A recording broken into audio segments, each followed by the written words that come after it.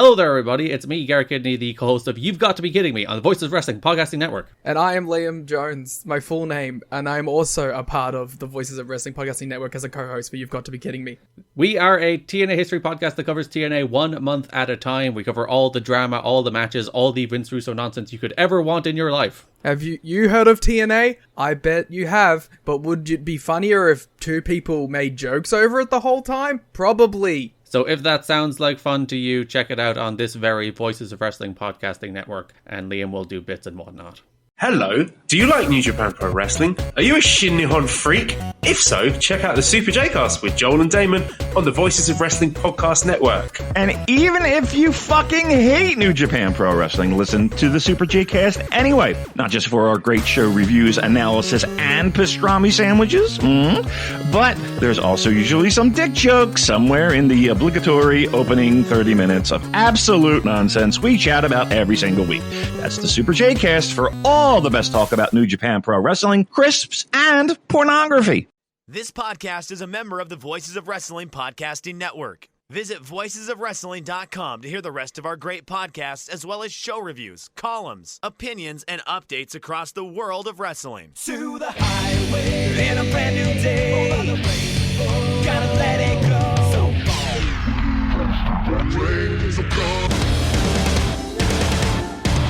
fast to finger down. Stars tonight together. You and me while this thing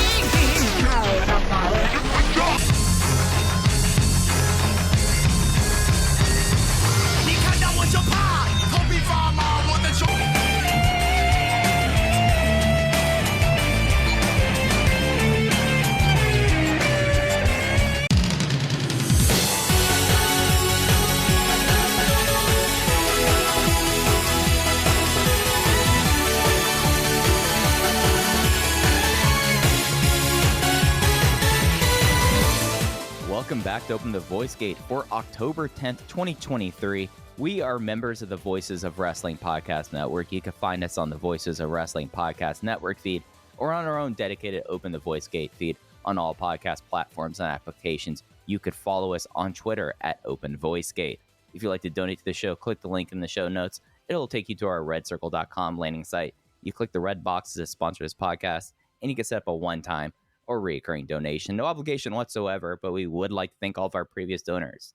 I'm one of your hosts. It's your old pal, Mike Spears, joined alongside, as always, Case Lowe. In Case, I've been calling for this week to be what it was for months now. Ever since they published the October calendar. Case, what was the one thing I kept on saying? The first week of October was going to be killer.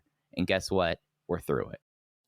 We're through it. And, you know, all the audio that we've done over the last month or so, talking about the bad luck that Dragon Gate has had, at times the boredom that Dragon Gate has inflicted upon us, it all washed away in 1 week. And if you checked out in August or you checked out in September, or if September ran you off from the promotion, I think through 1 week we can say it's okay. You can come back. You know, this was a really good week of shows, two really notable shows to talk about. A third show that happened that wasn't bad, but didn't light the world on fire by any means. And some fun house shows. I mean, you have hours and hours of Dragon Gate content to consume, and it shouldn't be daunting. It should really be exciting because of some of the stuff we saw here. Yeah, I guess like my big picture takeaway is that Dragon Gate had 3 network shows of different kinds over this first week. You started off with Buyuden on Thursday, then the October Corkwin on Friday, finishing out with Gate of Origin yesterday on Sports Day. But you have like a variety of stuff, and I feel like we got like the full breadth of the 25 years of the Dragon system kind of put on display in a lot of different ways throughout it. So it's something that I've been going through all the big shows that have happened in Japan yesterday, and I keep on going back to thoughts of like, oh yeah, we got to have a 25th anniversary match with Kenichiro Arai coming out in the same gear he wore 25 years ago. Or, hey, Suwa was in the front row of the Yokosuka homecoming show. But nothing has been, I think, a bigger story in Dragon Gate over the last week than the fallout from Korakuen Hall. We had the big return after the main event, the Open the Triangle Gate Championship decision match. We'll get into that one in a bit. But first, the return of Diamante after the main event of Korakuen, breaking up a Z-Brat's beatdown on the new Open the Triangle Gate champions Yamato, Dragon Kid, and Punch Tominaga. Diamante coming out, fighting off Z-Brats, revealing his new character going forward as Luis Mante, and immediately putting the challenge down to the people who betrayed him at Kobe World. He wanted a one-on-one with Shun Skywalker next month. However, his willingness to fight him no matter what means that we have a 4-on-1 handicap match, Z-Brats versus Luis Mante, who is now back full-time with Dragon Gate. Very fun stuff here. I liked the twist and turns of this. I was not expecting Luis Mante, as it will take me a second to get used to calling him that, but I was not expecting the Luis Mante return here, although it was a delightful surprise at a Korakuen Hall show. Real quick, just to note, this was the Gate of Victory on October 6th. 1,296 fans announced. I talked to somebody in the building. I said they announced roughly 1,300. What do you think about that? He says, I was in the building. That would be my guess as well. That sounds right. This person also reported heavy amounts of D-Courage and M3K merch compared to the rest of the roster for anybody that is curious. But as for Luis Mante, I thought this was a great return. I like that they are not messing around and immediately going back to him and Z-Brats. There's not, a focus right now on, hey, let's try him in Vibes. Let's try him with Yamato and Dragon Kid. Let's give him a shot in M3K. They're not focusing on the placement of where he is going to land, but rather having him going alone and fight Z-Brats. I think they've got the order of the chapters correct here. I would assume next month we will see some sort of army band together, whether it's Yamato, Dragon Kid, Doi, Fuda, Daiki, whoever it is. I think very quickly Luis Mante is going to gain friends, but I love the way they have set up this 4-on-1 Z-Brats versus Mante match. Yeah, and to further just look at how he's been since his return, since returning at Korakuen on the 6th, he has had 2 singles matches, one in Yokosuka against Jackie Funky Kamei, and one at Gate of Origin versus Jason Lee. So they've been very conspicuous about keeping him lone wolf, at least for this next loop of shows. And at the very least, I did just kind of like talking, since talking about Mante, it's kind of worth bringing up these 2 matches now. I kind of got like the impression in the way these matches were worked that this kind of is a way of him picking up the wins he would have picked up in a King of Gate one way or another. Like the the kind of matches, the first match he had against JFK being a very short one, and then not much longer against Jason in Sendai. It really is something where he's hitting the ground running, and I think that by doing this kind of speed run of singles matches, you're going to basically have him be at a point where we're going to want to have that group kind of stand behind him in November. Like it's the right steps for him, I feel like. Well, he's one of those guys, we talked a lot at length about the complexities of Ryo Saito's booking last week, and we got a lot of great feedback on that. Somebody brought up a point, actually, that I'll try to work in this week, and if I don't get to it, then we'll certainly address it in the near future, because they brought up an interesting recall to booking Dragon over the last 2 years compared to the previous 22, 23 years. But, Monte's been handled with care. They put him against his best 2 opponents, Kamei and Jason. The only other argument you could make is maybe Shun Skywalker, maybe La Estrella. Those are oddly the guys that have the best chemistry with Luis Mante. I really like the house show match against Kamei. I really liked the 6-man they did with Dragon Kid and Yamato against M3K. I thought Mante looked great there. In the Jason Lee match, while not a great match, I did think Luis Mante looked great there. So we're 3 for 3 on solid outings. I like I said, I like the way he's being presented. Let me ask you about his presentation real quick. What do you think about the new gear that he's got?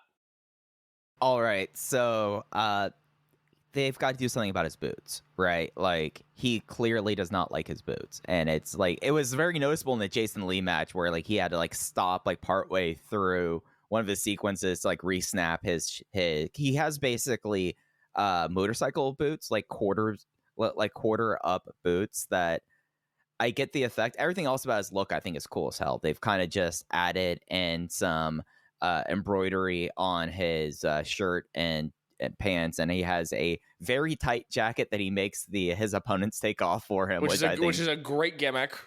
And he always says "thank you" very loud afterwards, and the crowd pops for it. Yeah, no, that was the thing, especially in the Kamei match, which was on the great October 7th Yokosuka Homecoming show for Susumu Mochizuki, his 25th anniversary show. Dragon Gate alum Suwa in the front row cheering everybody on. That YouTube upload is one of the best YouTube uploads they've had all year. Maybe the best YouTube upload that wasn't a part of Rey de Parejas or King of Gate.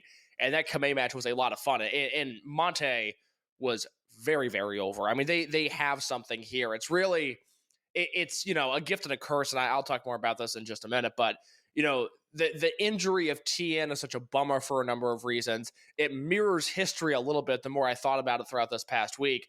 But if they would have had Mante come back and TN there, I think they would have had this two-headed dragon of fresh new baby faces that they've never had before, and that would have been really, really exciting as they charge into the last half of the year. But nevertheless, Luis Mante is here. He is very over, and tell me if I'm off base here.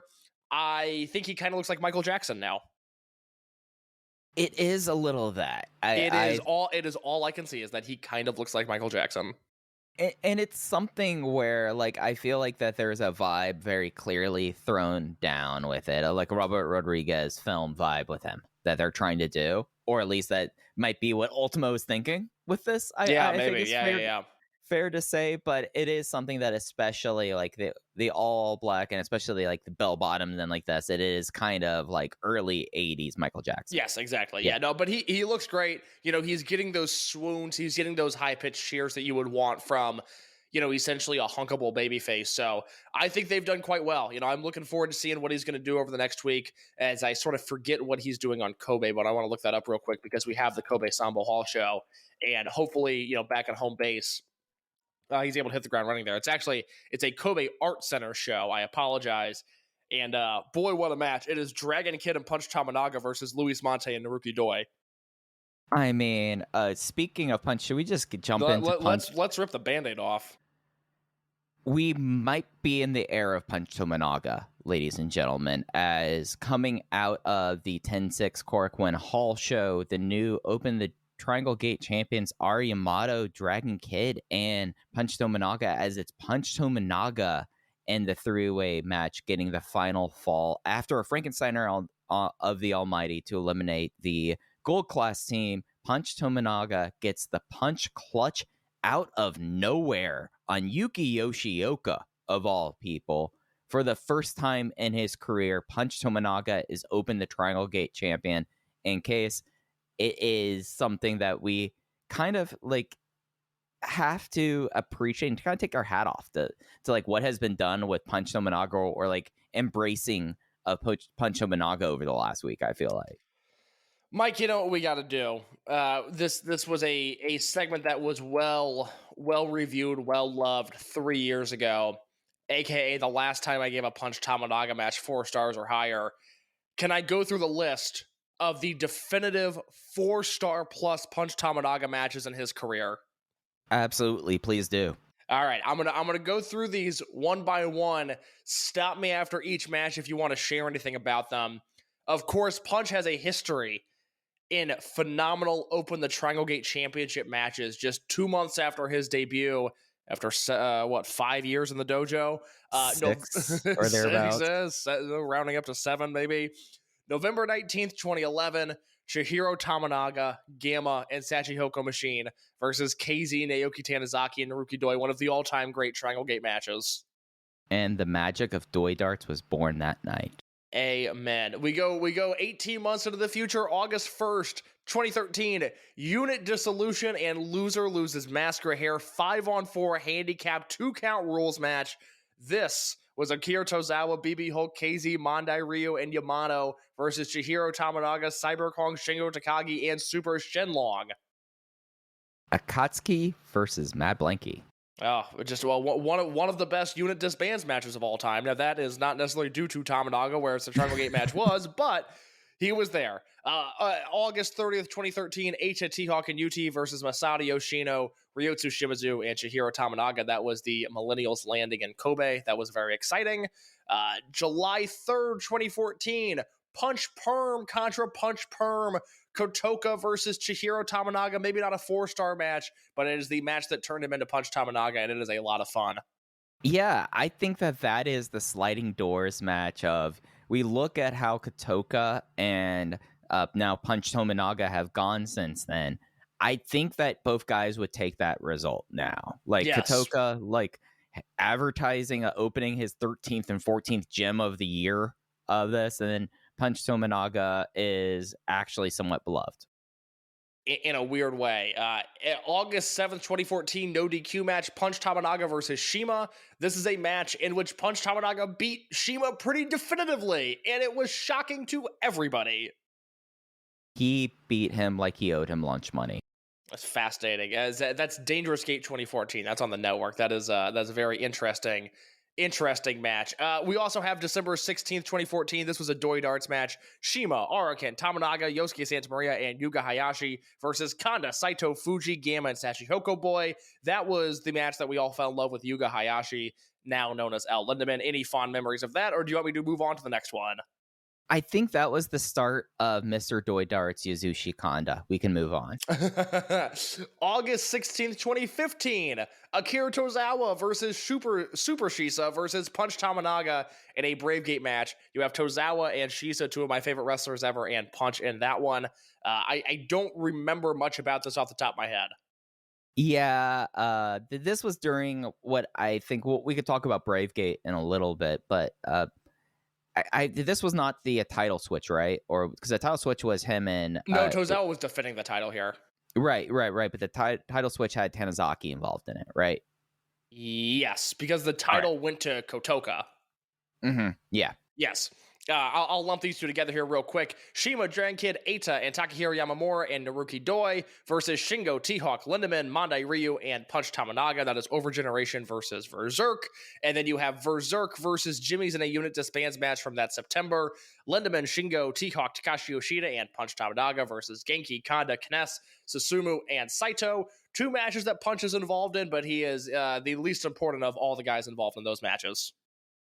Yes, and I do have to note for the record that Case is leaving out what I think is one of his best matches of all time on this list. I think we've already passed it, so I feel like it's worth mentioning. Please bring it up.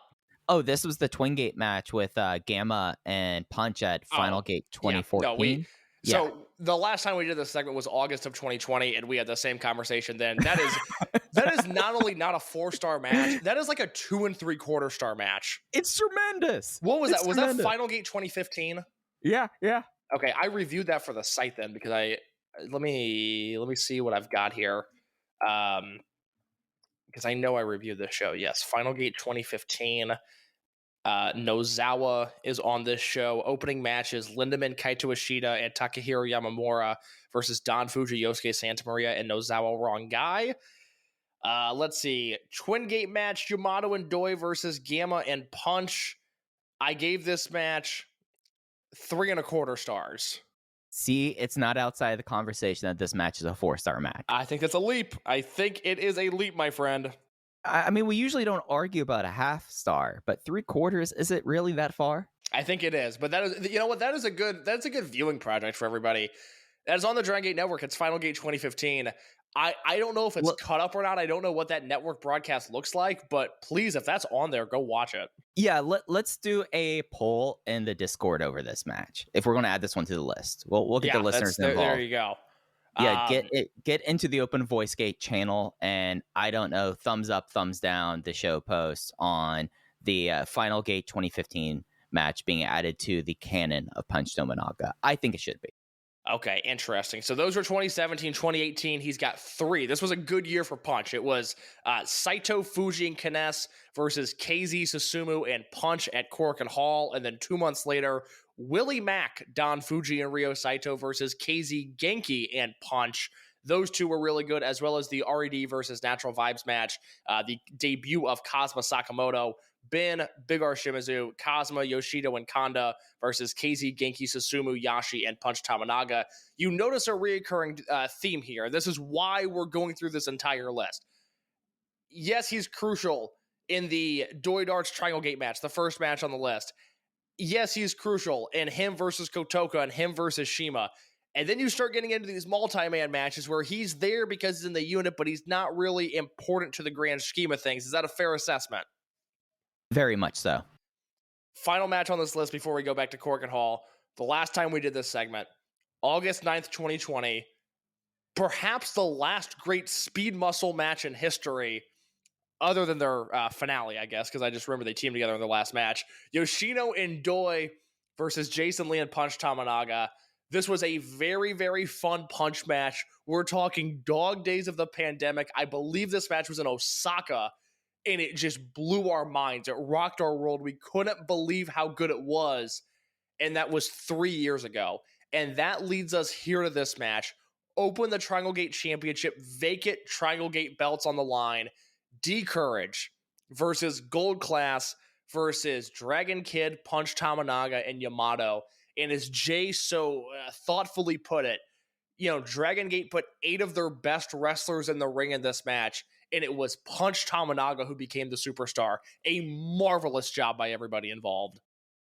Yeah, and I think when you point out the matches where he's involved in it, I think the thing is there's such a disparity of time, and I think that's worth kind of getting into. How would you classify Punch Tamanaga as a wrestler before, frankly, Buyuden this last week? How would I classify him as a wrestler? I would say not good. Well, I mean, his style, what has he tried to do and that kind of stuff? It would be like if a 12-year-old tried doing mixed martial arts. That's right. That's right. And I would say that over this week, he's kind of decided, you know what? I still know mixed martial arts. I can still scrap, but I'm just going to get my ass kicked a whole lot. When's the last time you see him try to do his bad moonsault? It had been a long time. Yeah, he's dropped all the stuff there and it's gotten down to just getting his ass kicked, bending out of the way and kicking people, and it worked. Yeah, he's really, he's embraced sort of the rubber band man mentality, because that's, there's truth to that. He's very good at getting his ass kicked. We saw Shingo do it for a number of years, and it was always very entertaining. Now we're in this spot where, he's in the ring with Ben, and he's in the ring with Doi, and he's in the ring with Kakuta and Yoshioka, and he is there, and he somehow has this hometown advantage. He's getting the crowd behind him, and we're talking about some of the biggest baby faces.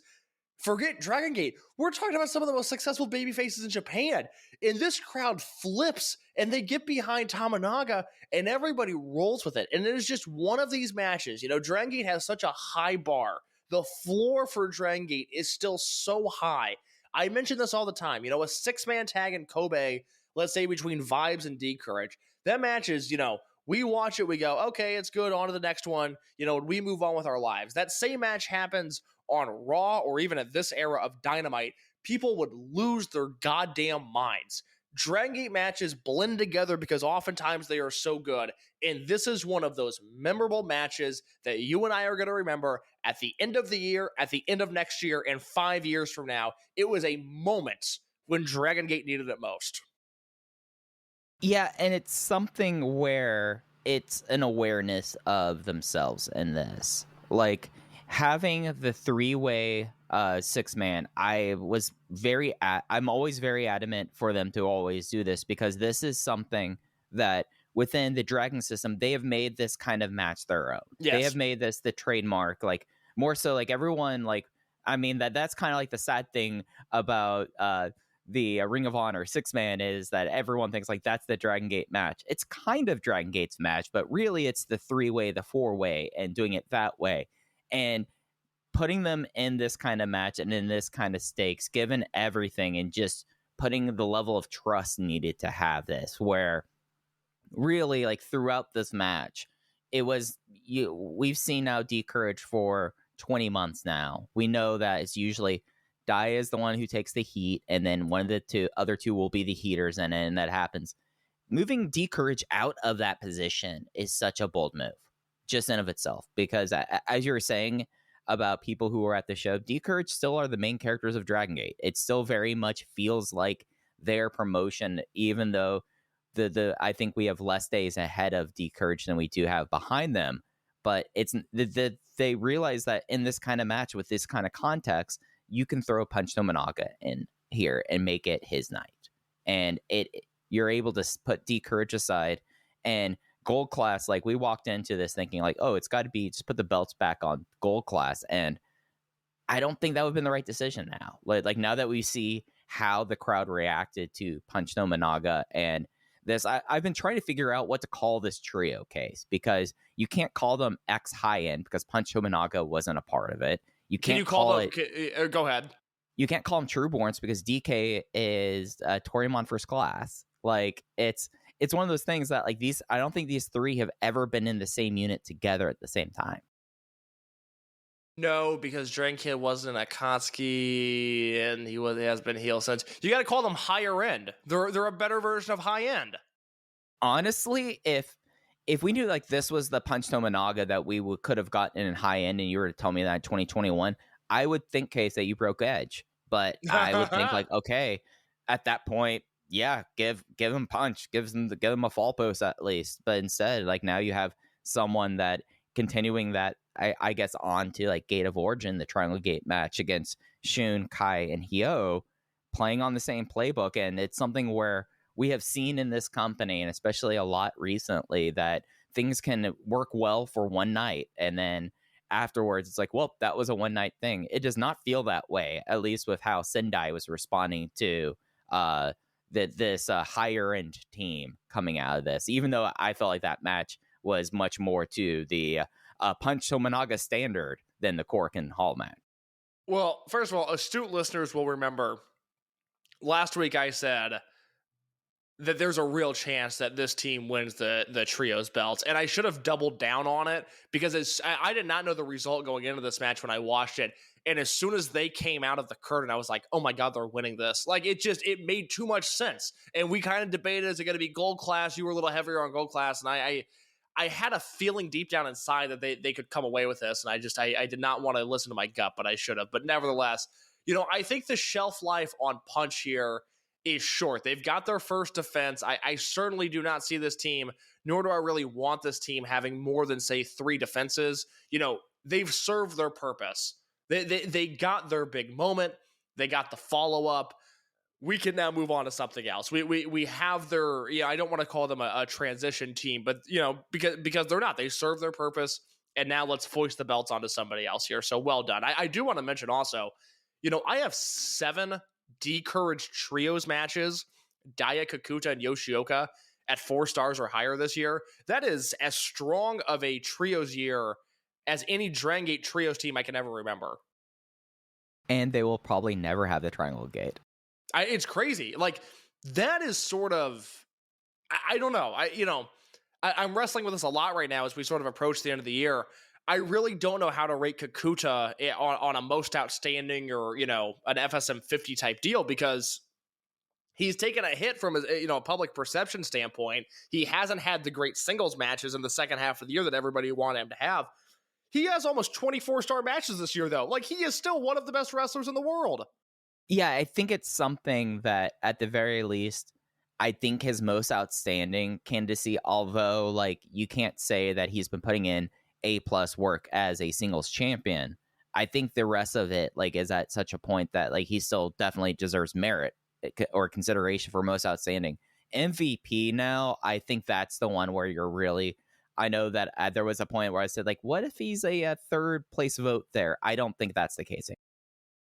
Yeah, I don't know. I mean, Flair Thez is such a dumpster fire this year. You got to go Mystico and then Ospreay. I refuse to vote for Roman Reigns. I even objectively, I just system quarterback. Yeah, he's not the guy that got hot. Sami Zayn's the guy that got hot. I don't understand. It's Hall of Fame season. My dander is really up about Roman Reigns. So it can't be Kakuta. I don't know if at that point you just throw Okada a bone and go, hey, here's 3rd place in Flair Thez this year. I don't know. I don't know what we're going to do, but it's Kakuta, I think, unless he really turns it around in November and December and has, 4 3/4 star matches against Shimizu and whoever else, I think he's probably out of that conversation right now.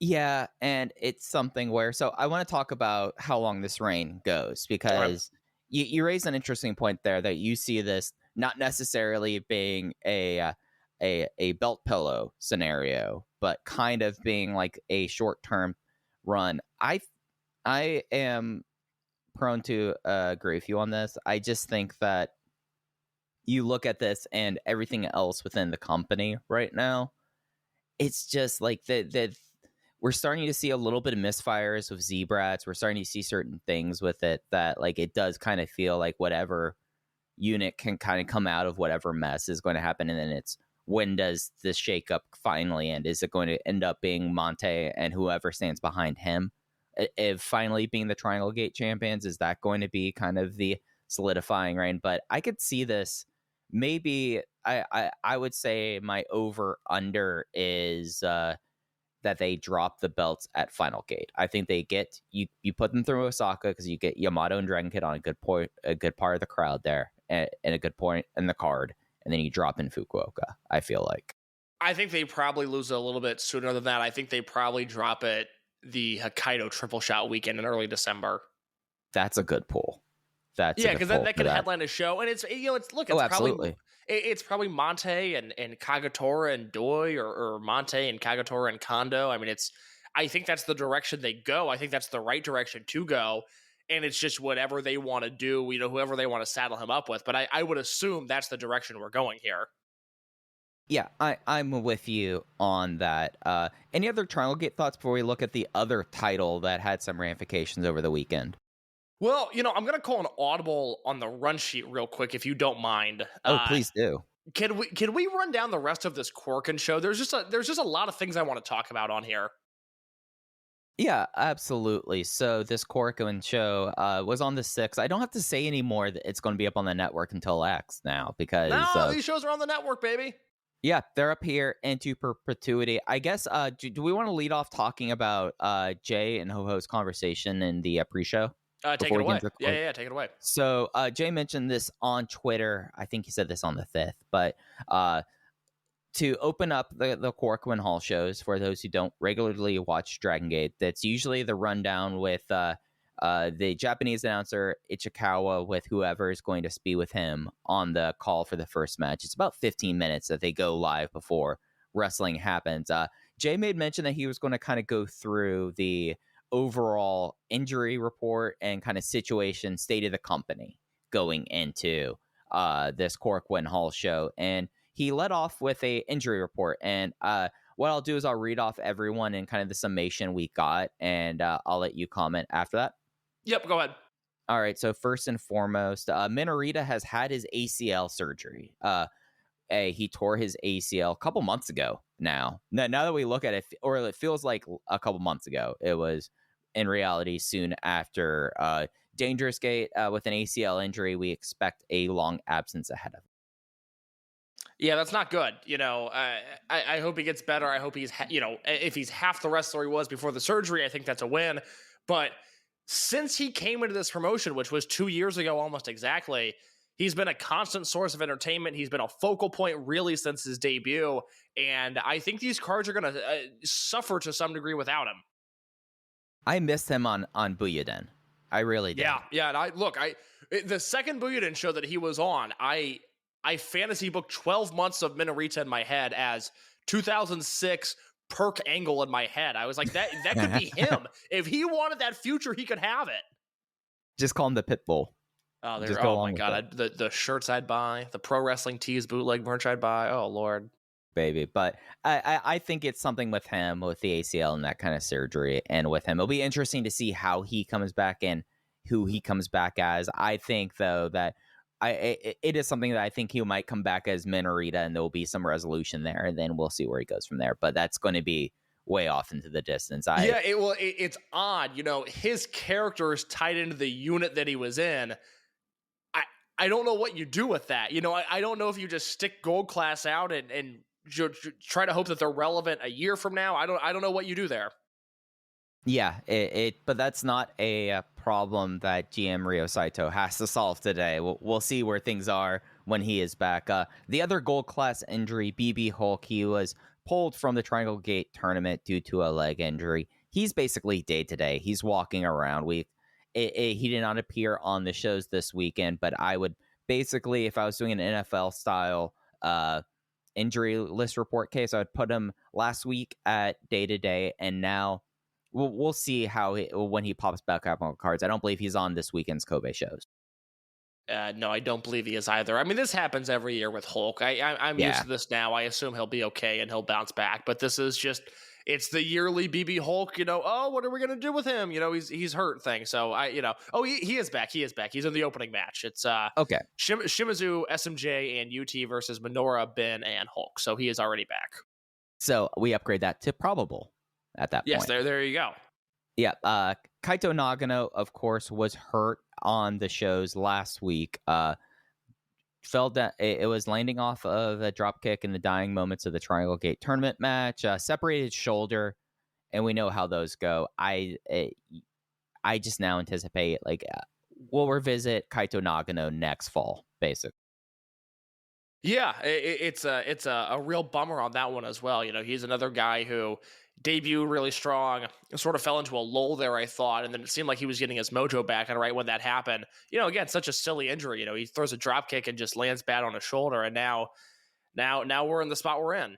Yeah, and hopefully he can come back sooner. It's just there's been a lot of shoulder injuries in this company, and it's better to be a little bit on the judicious side than optimistic about these sorts of injuries. One hope he is able to come back sooner than that. I just can't anticipate hearing anything about him until Kobe World next year. Yeah, basically. absolutely. Ryu Fuda, do we want to talk about Ryu Fuda's injury now, or should we tie that into the Brave Gate? Let's hold off for just 1 minute if you don't mind. Yep, absolutely. And then the major injury, TN Revolucion, severe knee injury. This was kind of something that we all kind of knew was bad. They still don't know exactly how severe it is the short of it. With these kind of injuries, you have to wait for the swelling to go down to see what the real damage is. And the fact that he is now going for a second opinion over this is really it's something where Minorita, they figured out it was an ACL. He got the surgery. He's on the mend. TN, I guess there's hope maybe that's not like this, but I think it's more so just trying to see is it really this bad is the impression I got. It's not good. No. It's again, who would have thought? He throws a stomp and it possibly derails 12 months of Dragon Gate's booking.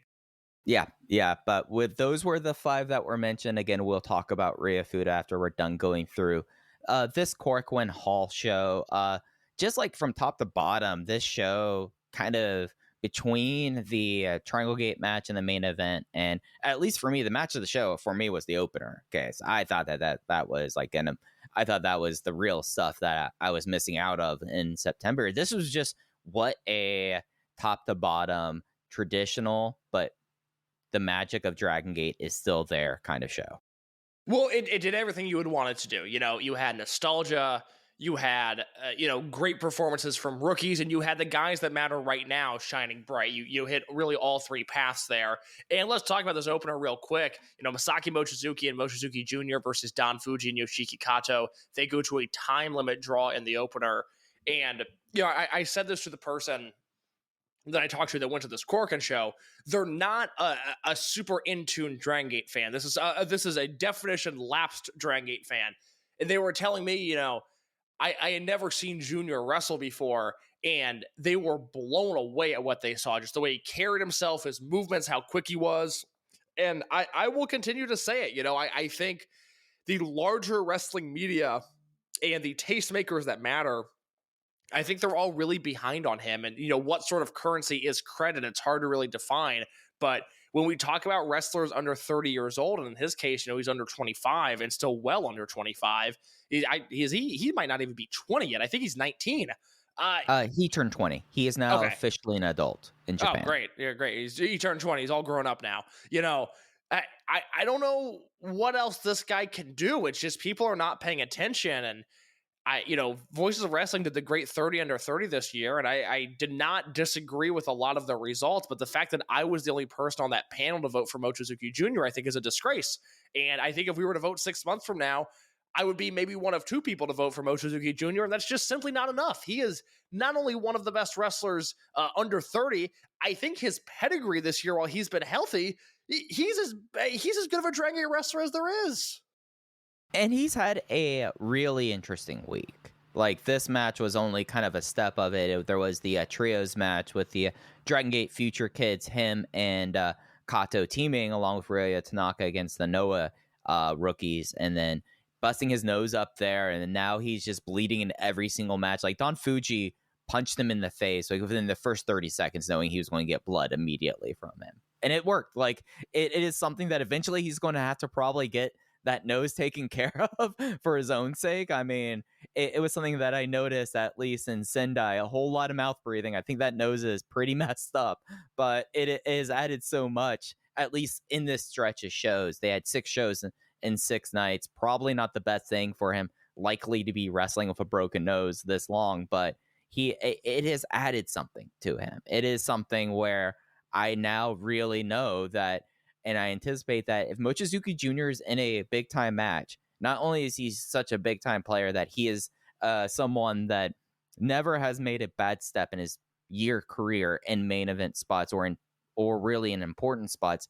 Now you have the thing that this is a guy who will bleed on command, and it kind of fires him up. It's fantastic. It's a secret weapon. I mean, it's awesome, and it's amazing. Jay and Jason Lee were on commentary talking about how he gets his nose busted open all the time, and then a minute later he gets his nose busted open. It couldn't have worked out any better, and this was an opener. I went 3 3/4 on this. I think it is well worth going out of your way to see.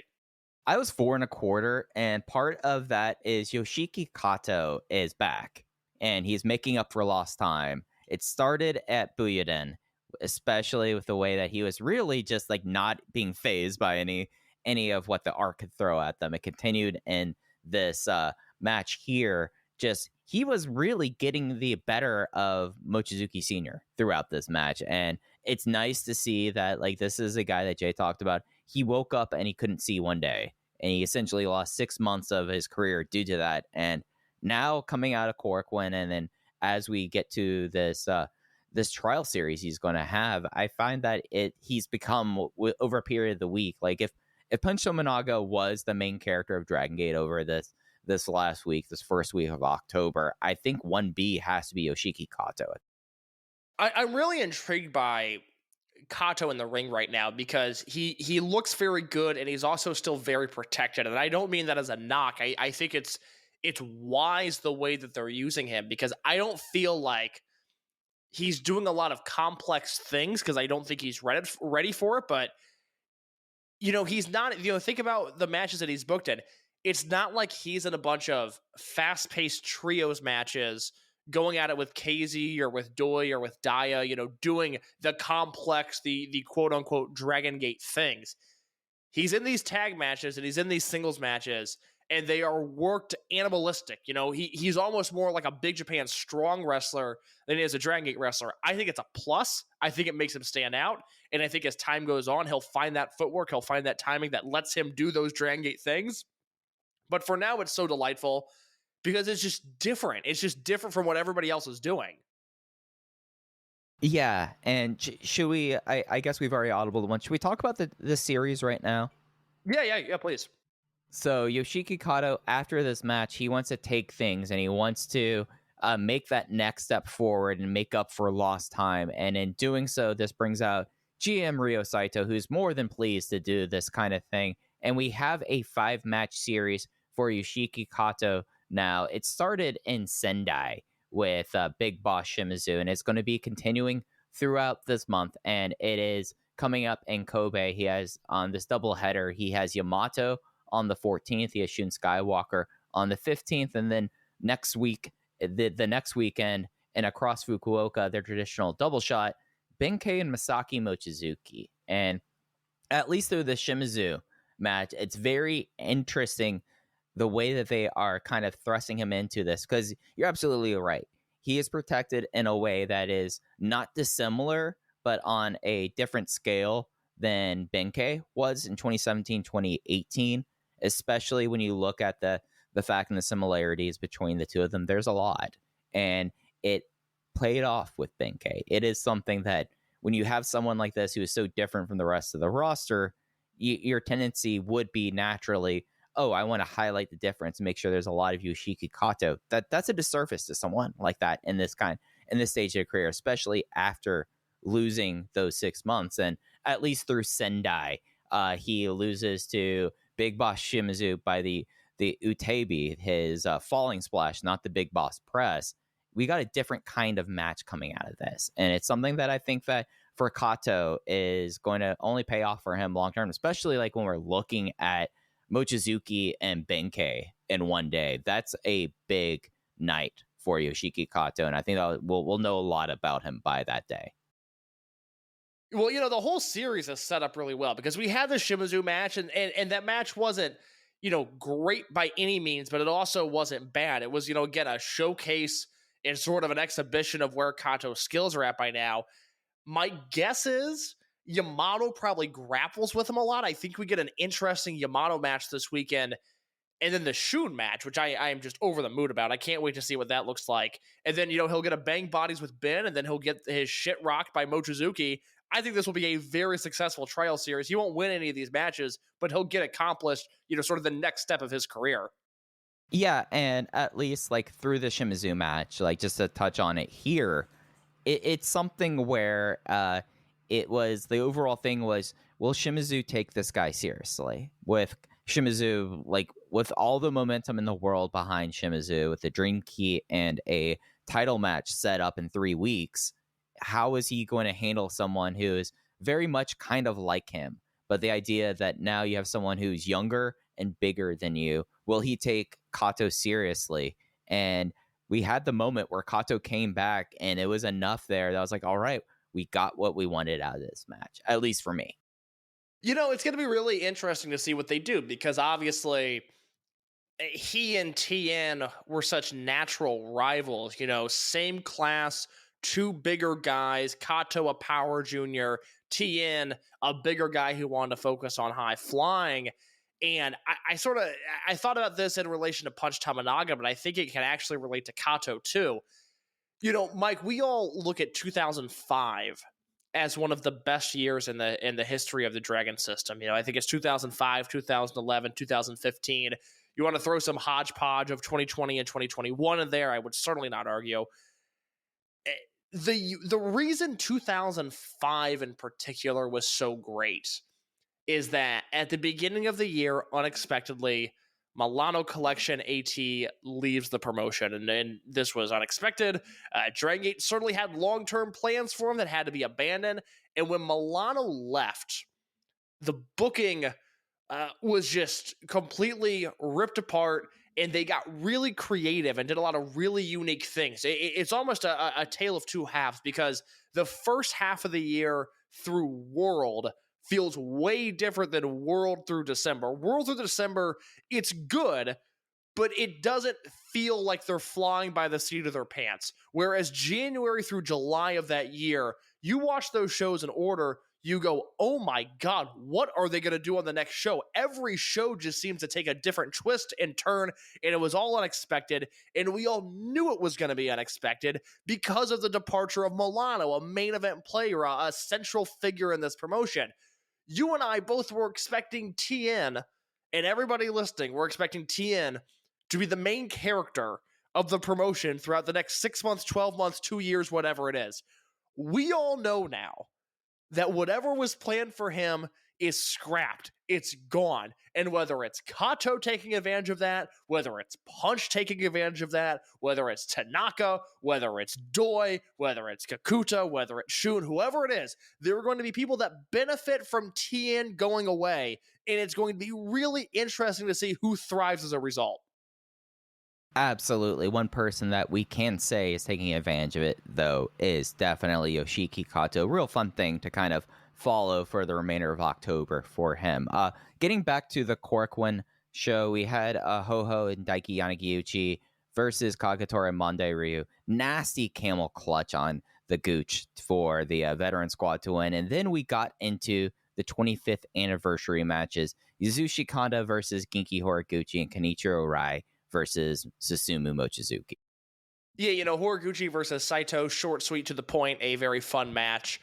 And then there was Arkin versus Susumu, and I talked at length about Susumu Yokosuka, Susumu Mochizuki last week, and just how impressive and underrated he is. And then he came to the ring in this match wearing the gear that he debuted in 25 years ago. And the thought of fitting into something from 25 years ago just absolutely blew my mind. And it goes to my theory, Susumu Mochizuki's a robot. Yeah, and it is something where you had on the other side, you had Kenichiro Rai. And I think the thing about this match that I really kind of enjoy, in contrast to the Kanda Horiguchi one, where Kanda and Horiguchi, they played the hits and then Kanda ate a backslide. No harm, no loss there.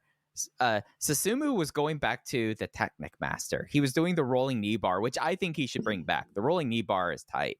I agree. And the Ariken at the same time going for it in a way, and the crowd really responded to Ariken, and it kind of was always a reminder to me a little bit of, man, I know why Ariken is basically a once-a-month guy, and I probably wouldn't want to see him 5 times a month on the Dragon Gate network every weekend, but boy, it's nice to see him in these contexts. Yeah, I mean, this was essentially a Dragon Gate house-style Maestros match. It was guys working slower than they did at one point, not doing things as crisp as they did at one point, but it was still clever, and it was just a fun exhibition of who they are now in their career. And you're right.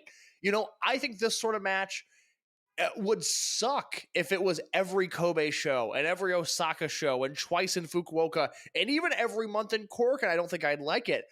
I do like the idea of something like this once a quarter, and luckily Dragon Gate is in a position. I mean, think about this, and compared to some of the other promotions in Japan, this was like a rare novelty to see 2 old guys in a singles match here working past their prime. That is just the default for some promotions now. This was a fun change of pace, quite honestly. Yeah, and it's something where, like, if this promotion really did have to rely on Kenichiro Rai 5 times a month, that probably would be the biggest indictment there about the save Dragon Gate, So they continue to look to the future, and look at that, it works out for them. Absolutely. Well, they weren't necessarily looking towards the future, I guess, with this next tag team match. Natural Vibe Shimizu and Strong Machine J versus the Freelancers Eita and Shuji Kondo. Interesting finish here. We have Shimizu kind of eating a up kick when he was attempting the big boss press, but then Eita immediately gets him into the corner, bounces him into the corner, tries to do a flying elbow, and he's caught right into a vicious shot put slam to keep Shimizu's route to the Dream Gate at Gate of Destiny alive. But the real story of this match, Eita and Strong Machine J could have a really fun feud if Eita ever wanted to make Dragon Gate a priority. Yep, this was one of those Eita matches where he tried, and it was like, oh my god, can you imagine if he just did this all the time? Can you imagine if this was his career? Because he's not fallen on his head, and he's still very fun to watch, and that seems to not always be the case with Eita. I talked in my review over at voicesofwrestling.com, the written review of this. I think under normal circumstances, I would want this to be a Shimizu showcase, have him hot in Korakuen going into his Dreamgate match, because the November Korakuen show will be after Gate of Destiny. This is the last time Tokyo will see him, possibly without the Dreamgate Championship. Normally, my school of thought here would be, make him look good, have him hoist up Kondo for the win, make him look like a world beater. He played second fiddle in this match, but that was fine because I thought Eita and Strong Machine J were just so entertaining. Yeah, and Shimizu looked like an absolute beast, taking the guy who pretty much kicked him to the curb and just drive him into the mat. It's totally fine. Shimizu looked strong because he destroyed Eita on the finish. Yes, he did. It was great. And, look, I have my frustrations with Eita, far from a perfect wrestler, but I do appreciate that he's willing to take a loss here and there.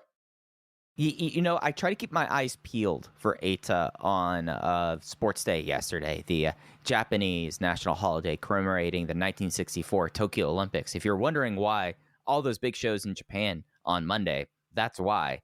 Eita was not experiencing any Monday magic or a Gate of Origin yesterday. It kind of surprised me. I don't know. I know Stardom wasn't feeling that magic either. I don't know. Maybe they were running a house show in Dolphins. I'm not sure. Maybe it was like a secret unannounced show, and 1,000 people showed up, and it's considered a success. I'm not sure. Yeah, I mean, maybe he had other sports to do. I don't know. Look, it was only big show in that part of the country. I don't know. It's odd. Yeah, I don't know. I thought they were a big success, corporate backing and everything. Yep. Full press conference today talking about them. Yeah. Oh yeah. No, they're doing well. They're doing well. Up All semi-main event. Z-Brats, the full complement. Shun Skywalker, Kai Hyo, and Ishin versus Natural Vibes, KZ, Jason Lee, UT, and Jackie Funky Kamei. Jinchu on UT to get the win here for the Brave Gate champion. KZ challenged for the Brave Gate directly right after this, filling in Rhea Fuda's spot at Gate of Origin, but he wanted to have Rhea Fuda with him on Monday. And my favorite moment of this match was a ho-ho line. And he said, I don't know what he said. I'm so excited. All right. So this was like during that they jumped him at the start, and very matter of factly, Ho-Ho says, well, that's why we call them Z-Brats. Hey, no argument from me. I get it. Yeah, but this was something where like, and this is probably a me thing where I have to get over. This was a match that felt like, hey, we might finally get this disbands maybe one day. Okay, interesting. I was very surprised that this wasn't your match of the night because I thought this was so awesome. I mean, this was just okay. All right, I was 4 1/4 here, and it really got me thinking because the two stars of this match to me were Jackie Funky Kamei, who I just thought had a great week. He was very good here. He was very good at Gate of Origin. I liked him versus Luis Mante. It's just a very good stretch of matches. I really wish Kamei and Jason would work a Buyuden show. I would like to see what they looked like in that environment. I don't know if we'll ever get that, but I digress. But it was Kamei and it was Shun Skywalker. And I started thinking about Shun in the context of this unit and the comments you made last week, because you just historically are just not a big Z-Brats guy. In the 25 almost years of Dragon Gate, has there ever been a single wrestler that has impacted both the present tense and the legacy of their unit as much as Shun Skywalker has with Z-Brats? Because we've seen him go away, and we've seen the relevance of this unit crumble while he's gone, and then he comes back, and all of a sudden they are yet again a locked and loaded and ready to go heel unit. I just would like to state for the record, as Case was giving that very impassioned speech about Shun Skywalker, the Reggie Jackson of Dragon Gate, the straw that stirs the drink, Texas Rangers won. Baltimore I just flipped over from Danielson. Swerve. We're recording this just so everybody knows. We're recording an hour earlier than normal because we have so much to talk about. This is the most loaded night of TV that I remember in forever. It is Mike's Texas Rangers in a huge playoff game. The Chicago Blackhawks have the number 1 pick in the draft debuting tonight, so that's a big deal where I live in Chicago. You have Dynamite in this bullshit ass NXT. I know they're gonna win, but God, I hate them. I hate everybody involved with that promotion. I hope they lose. And you've got preseason basketball, so it is a loaded night of television. It is.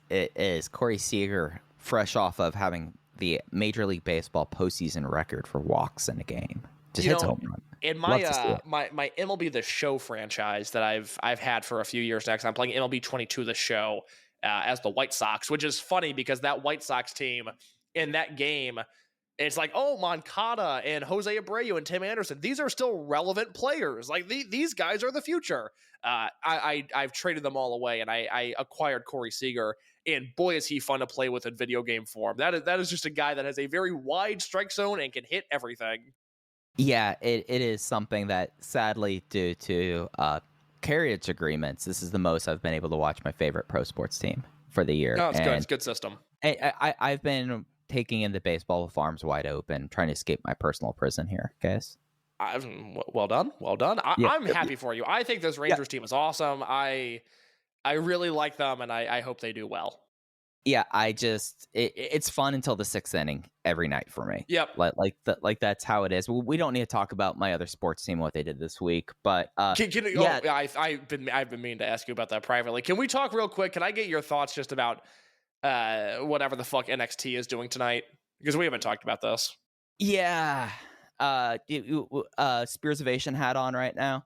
Okay, so I look at this basically as that they know no matter what they're going to win the night, so they want to run up the score, and they don't care how distasteful or how embarrassing it is to trot all these things out there for the Pepsi Cola to their Coca-Cola, or even worse, it's really more so of the RC Cola to them at this point. It's embarrassing. I hate them so much. I wish them all to fail. Anybody there, and I know that sounds harsh maybe to some people, but I don't know. If you're in that Orlando, conglomerate they got going on down there, I just wish for failure. I think what they're doing is terrible for the industry. Yeah, and it's something that, I mean, it does such like a damaging thing that, like, completely the way I look at talent development in wrestling, I don't see a actual major North American company doing like a true full effort because of how much of a disaster the 9-figure failed succession plan was. I got to be honest. I don't think I really appreciated your long-term take that you've been saying for years and years and years until just recently, where, and this goes back to the beginning of AEW, that people don't 5 years. Yes, that people don't want an alternative. They want WWE to be 5% better. And oh my God, were you right? It is something, Case. I was both right about this and calling out almost to the month when WWE would be sold. Like that is a W for you as well, because I was very skeptical until I wasn't, but it took me a long time to get there. It is something that, like, if we're gonna like put on this hat and like discuss it, like the thing that ultimately happened was that you get the 5% without Vince McMahon interjecting every week, basically. Like, you're able to get that 5% better than you have that with WWE. That's what I feel like has happened more so than anything else with AEW. Everyone's picking attendance, everyone's picking that. It's challenger brand versus a established entity. You just do the smart thing if you are looking at it from the established entity side of just shore up your ranks. That's the least expensive way to your shareholders of improving, and that's kind of what we had happen. And yeah, I mean, look, it's a challenger brand against a brand who has figured out a way to not only co-opt media successfully for the first time in their history, they are doing it miraculously, and they are doing it unapologetically. And they're co-opting people to a point that they can't be called out, other than Dave and Voices of Wrestling, who's too small to be big, too big to be small. We just exist on this island. I mean, it's just pathetic. I mean, I will continue to bang on the drum of the embarrassment that is Fightful.com and the writers they have there, and some of the public statements that Sean Ross Sapp has. I just think it's all humiliating. I think they should all be absolutely embarrassed with themselves and the way that they carry water for this promotion. And luckily, I have a platform where I can actively root against them. A lot of people have to be neutral. A lot of people want to be neutral. I can actively root against them. I can't stand them. But boy, the people that are just more than happy to cheer them on from the sidelines, I find it to be gravely disturbing every single day.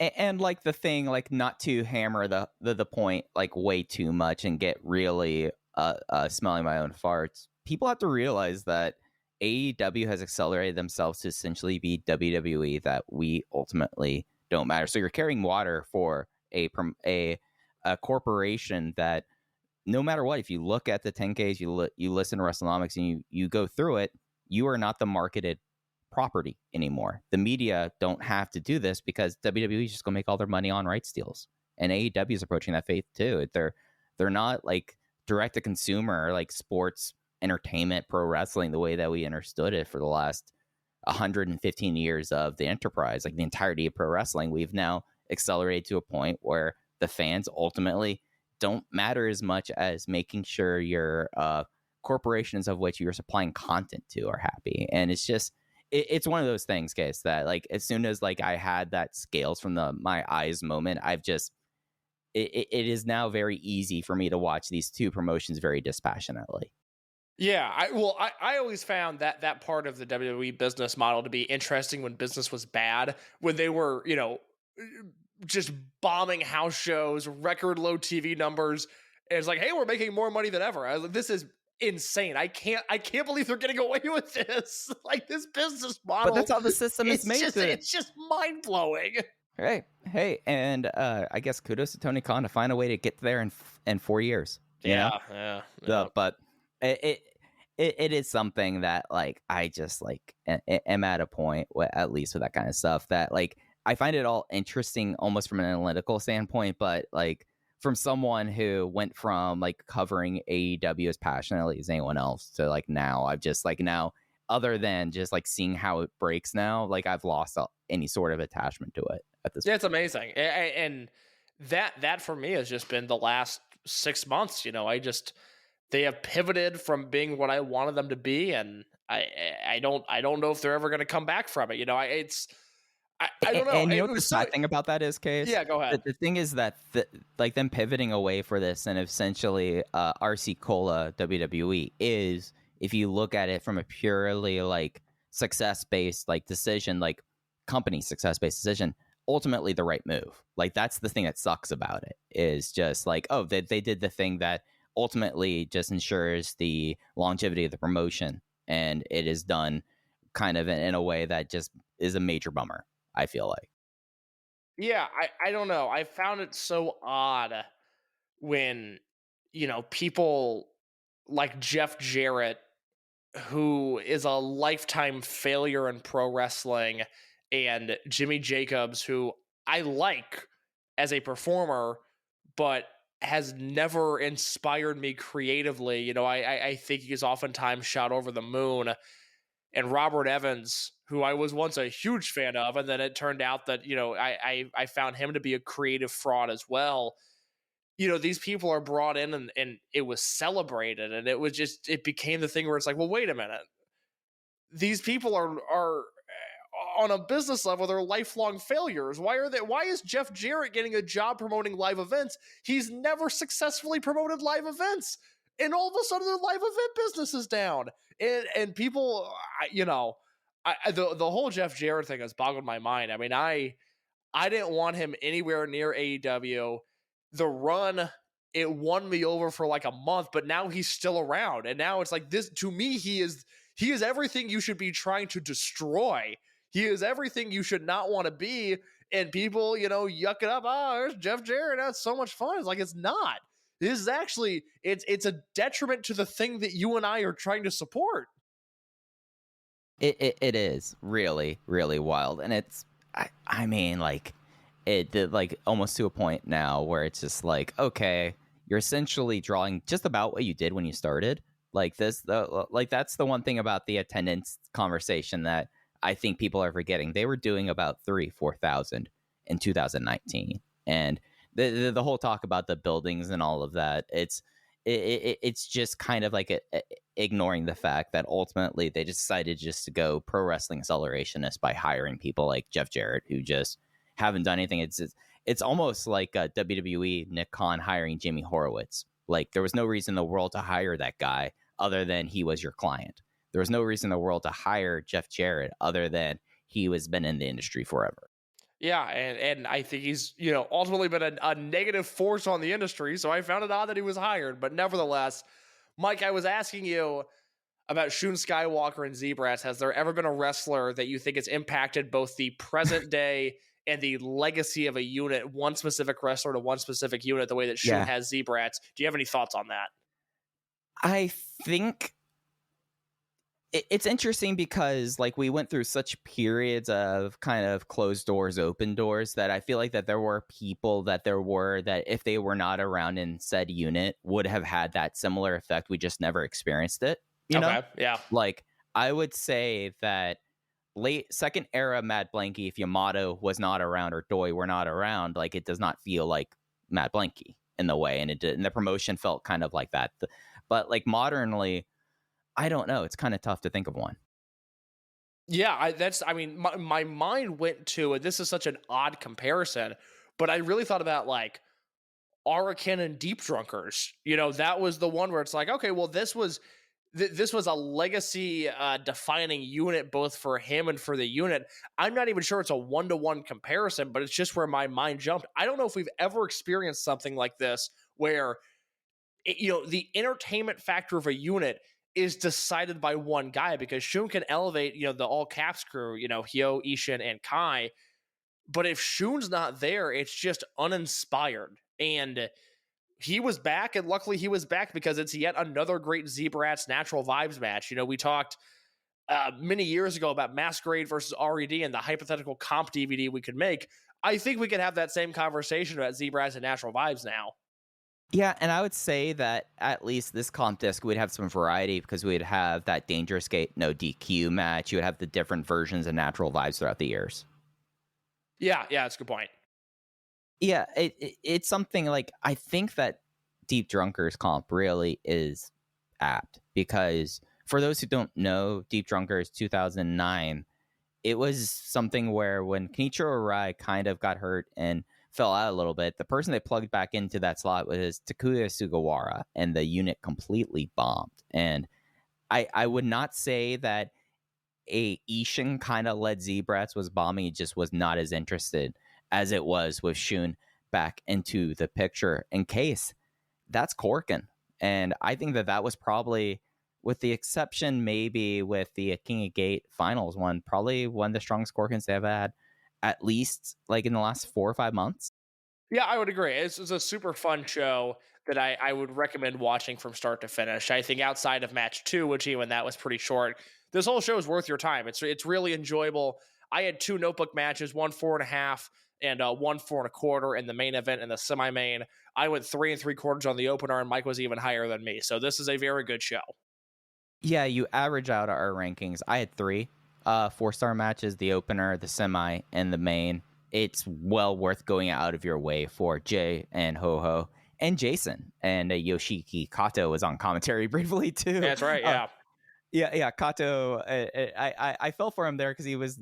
I don't know if he ever like had that kind of like experience. Like, Jay's going to like walk you through it, buddy. And I just kind of wanted to say, like, buddy, it's okay. Jay's got you here during that. Yeah, I think Kato did a show like right when he debuted, but he hasn't been on commentary in a very long time. As he couldn't see for a while, so it makes sense. But it was kind of fun to have him back in the booth. Yep. And then Dragon Gate moved on. We've talked about Yokosuka, the weekend show with Suwa in the crowd there. That was one that had the D-Courage Yamato Kondo PT opener. Luis versus JFK, and the 2 out of 3 falls veterans trios match for Susumu Mochizuki's 25th anniversary. But the big show this week was Gate of Origin, and we talked about a little bit about this show so far, but I feel like we need to have a bigger talk about Gate of Origin, Case, before we get into kind of what the Brave Gate match from here. Yes, you have the floor. So Gate of Origin, launching only a few years ago, was initially viewed as this outpost to build up Dragon Gate. We talked, I think it was 2 years ago, about the Tohoku area and Dragon Gate's attempt to really find a part of Japan that is a little underserved, and that Dragon Gate had links there, at least at that time, people throughout that region that were from Tohoku, that they could base things around Dragon Gate's model of really hometown shows piecing around where they do TV there. And a couple years later, we have this Gate of Origin show. It was on Monday from Sendai Sunfesta, and I feel like we need to have the talk that Gate of Origin is not what they anticipated for it to be. Case, I came out of the show feeling like that this was pre-network versions of Memorial Gate from Wakayama. That's what this show felt like to me.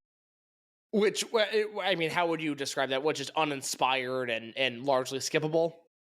Uninspired, largely skippable. I have questions about if this is a Dragon Gate took the show upon themselves, or if this was a bot show, honestly, because that was the thing about Wakayama. Wakayama was bought by the TV network, the Gaora parent company affiliate there, where it was basically a local show that would have 1 or 2 like big, but in quotation mark, big matches, usually a Brave or a Twin and Triangle Gate match. And it would just be for local fans and then for the local TV market, and eventually it would come out on DVD. There would be some matches there over the years that would be like, dang, wish we had this match or this was on the network. But by and large, when you took Memorial Gate pre-Dragon Gate Network, it was basically the lowest named show, and that was the energy I got from Gate of Origin. Yeah, it's not a bad show. I don't want to get my words twisted or give people the impression that this was like this terrible show. I made the executive decision to not do a written review for this over at voicesofwrestling.com, even though I was planning to, because I thought, well, there wasn't a great match. Nothing huge happened, even though there was a title change. It's one of those, I could take a few hours and write about it, or I could take 10 minutes and talk about it. And for this specific show, I am going to choose option B. We're going to have this conversation where, you asked me the question earlier this week and it stumped me. Has there ever been a great match on one of these shows? And that is sort of a harder question. Like, it's not an immediate yes. In fact, the answer might be no. Yeah, and I would say until Dragon Gate Network or the DVD versions of of Memorial Gate were put out, we didn't really have that as well. I look at my notes for the showcase, and I don't have anything under what I would call average. I've watched a lot of wrestling over the last 48 hours, and I don't think that this was any worse than Destruction and Ryogoku. I don't know if it's necessarily that much better high-end wise, but it was a fine show. But it is something that, at least within the Dragon Gate model, where you have these tentpole shows that have always been tentpole shows, it's been the big five for 15 years, and that when they try to introduce shows like Gate of Origin or Memorial Gate, it takes a while to kind of suss them out. And I feel like at this point we have the track record that this Gate of Origin show is not going to be this next big show. It's not going to become the next tentpole. I think that it's better chance that Yokohama Gate of Bayside has that now, because at least Yokohama Gate of Bayside, I look at that in January and I go like, well, you still have Kai, Strong Machine J as hometowns. It's Yokohama. Dragon Gate's one of the only few companies not to run a big show in Yokohama. Gate of Origin, like, you could just have this what it was, where I don't think this was actually in the Sendai Sun Festa this year also. No, they downsized the building. This is where they did the Fuda Homecoming show in June. It's the same setup there. So you're right. I mean, I think Dragon Gate thinks the way you're thinking. I don't think they have to put a ton of effort into this. And, oddly enough, because he's in the news this week, we talked 2 years ago about how, like, oh my God, they have Takuma Fujiwara, who's from this part of the country, and they have Yamato. They're set to really do some business here. Now they don't have Fujiwara, and it loses its luster pretty quick. Yeah, and instead we have this show where they made sure that Fuda was a major part of it. He comes out in the opener, he seconds KZ in the Brave Gate match, plays into the finish of it. But you also have the idea that Yamato from nearby Iwate Prefecture, not the prefecture that Sendai's in, but close to it, is in the main event. So you kind of have dialed that back. And I think that kind of is the route to go with that. Rather than going match by match on this, where we're basically like, it was fine, it was serviceable, it was okay. Let's pick our big moments from this. We've already talked about Kato in the singles series. We talked about Luis Mante. We actually kind of talked everything but the Brave Gate match. Okay, so Ishin versus KZ. KZ wins on an impact after Ishin was distracted and kicked by Fuda. Now we have a new Open the Brave Gate champion. KZ makes the step down that has become kind of a little bit of a plot point, and we have an immediate rematch coming this weekend in Kobe. Yeah, I'm a little surprised by this title change just because of the way that Ishin's victory was built up, although I think it's a real possibility he wins it back just this weekend. I thought this was a very good match, not a great match, very physical, the sort of thing you would expect from these guys. I do think it was a step in the right direction for Ishin. I like the way that he presented himself here. I just didn't think the match got to that level where I can say, oh, you have to go out of your way to watch this. Yeah, no, Ishin comes out of this looking like he just got tripped up because Fuda was there, honestly. It's something where you take the match and Ishin, I would say 85, maybe 70% of the match he controlled. It was just over 15 minutes. And I would say that if you're weighting it on momentum, Ishin had momentum at least 2/3 of it. And with it coming out of it, you have KZ, who is there in a lot of ways to be the just incredible seller, be the guy that looks like death, because Ishin brought it to him. And I think that, as you were saying, he comes out looking better in this. The big thing that kind of really started calling out to me. So let's talk about this here. During that injury report that we talked about a little bit ago, we skipped over Ryofuda. It was announced that Ryofuda has at least 2 dislocated fingers, and surgery seems like it's in the offing. He was at Korakuen and at Sendai with his arm in a sling and in bandages. He's involved in the finish here. He was very, very omnipresent on this. The big thing about being set up in Kobe is that there will be no Fuda around on this. Do we think that this might be a swerve injury at this point? Like, I feel like that the question invites itself at this point, that we have to acknowledge it, that the potential of this at the very least. So I think we're at a point now where it's maybe not a swerve injury, but that an injury has inspired a creative change. My thought, it was tough. I was going back and forth with this, and I sort of put out a joking tweet on the Open the Voice Gate account about how, if Fuda turns, you and I are having this, writing this tweet down to say we told you so. It's not a work injury because they announced a match and then had to take away a match, and it was a match that meant something, and it was in his hometown. So there's legitimacy to the injury. Do I think that this now presents an opportunity to where KZ can eat a faceful of cast from Ryofuda, and for the first time in his 2-year career, he has something interesting to do? Yes, I do, and that is the route that I would like to see them explore.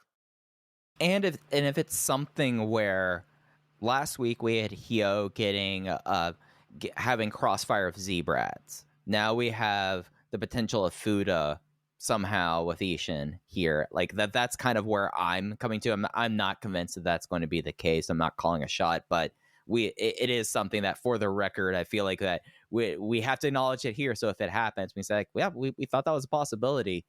I think with that, and with the people that need to turn face out of Z-Brats, we might be looking at a point where Z-Brats is going to turn 2 next year. I wouldn't be surprised if we're starting to transition out of Z-Brats into something else.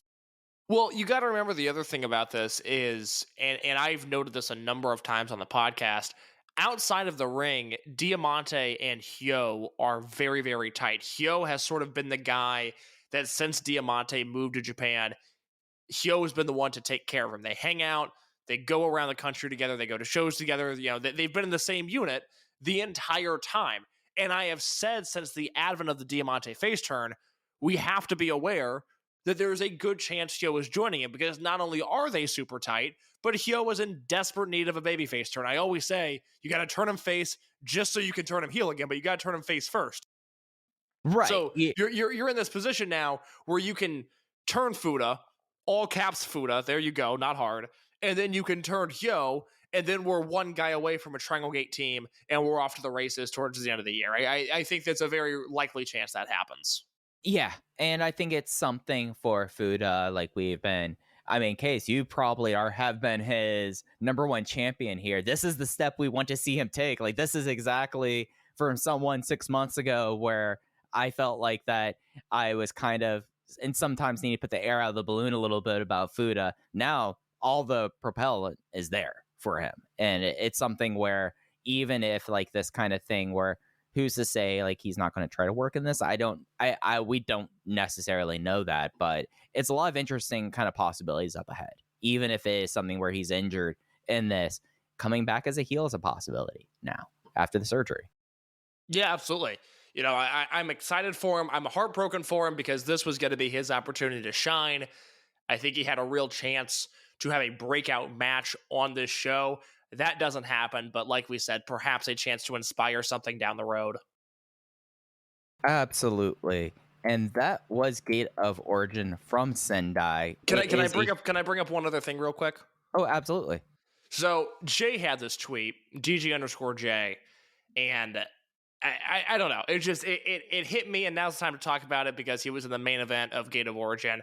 Jay pointed out a few days ago. He goes, Dragon Kid at age 47 just did 5 main events in 5 days, including 2 title matches, one of them a 3-way trios, an interpromotional dream tag, which was great, and a 2 out of 3 falls anniversary match where he wore his gear from 20 years ago when it didn't look out of place. The answer to this question is not predicated on, is this a realistic chance of happening? But you and I know, we know what's up. In the same way that, Masaki Mochizuki is another person who, to lead into the question, he'll never be in the Observer Hall of Fame, but I want Mochizuki on the ballot just to vote for him. Should Dragon Kid be on the Wrestling Observer Newsletter Hall of Fame ballot? Yes, it is something where, on top of everything, as someone who at this time does not have a ballot, but does have an interest in accurate representation of pro wrestling here, I think that we are entering a scenario where, more often than not, there might be one Dragon System member of the Hall of Fame. And it's probably going to be Shingo Takagi, as we just have a home run from Adolis Garcia, making it 6-0, Texas Rangers bottom second. Wow. But it is something where I think that there are a lot of people who, just because of who Dave talks to, as we've experienced the last 15 months, who he doesn't talk to, that aren't getting full up and down shots. And I think Dragon Kid, especially for all of you Joshi fans, and I know we like to poke fun like this, if you want to talk about outside of Joshi wrestling, that genre, who is the most influential modern wrestler for that style, it is Dragon Kid. And that alone, I think we are talking influence. We're talking about someone who had back-to-back years as Wrestling Observer Move of the Year 24 years ago.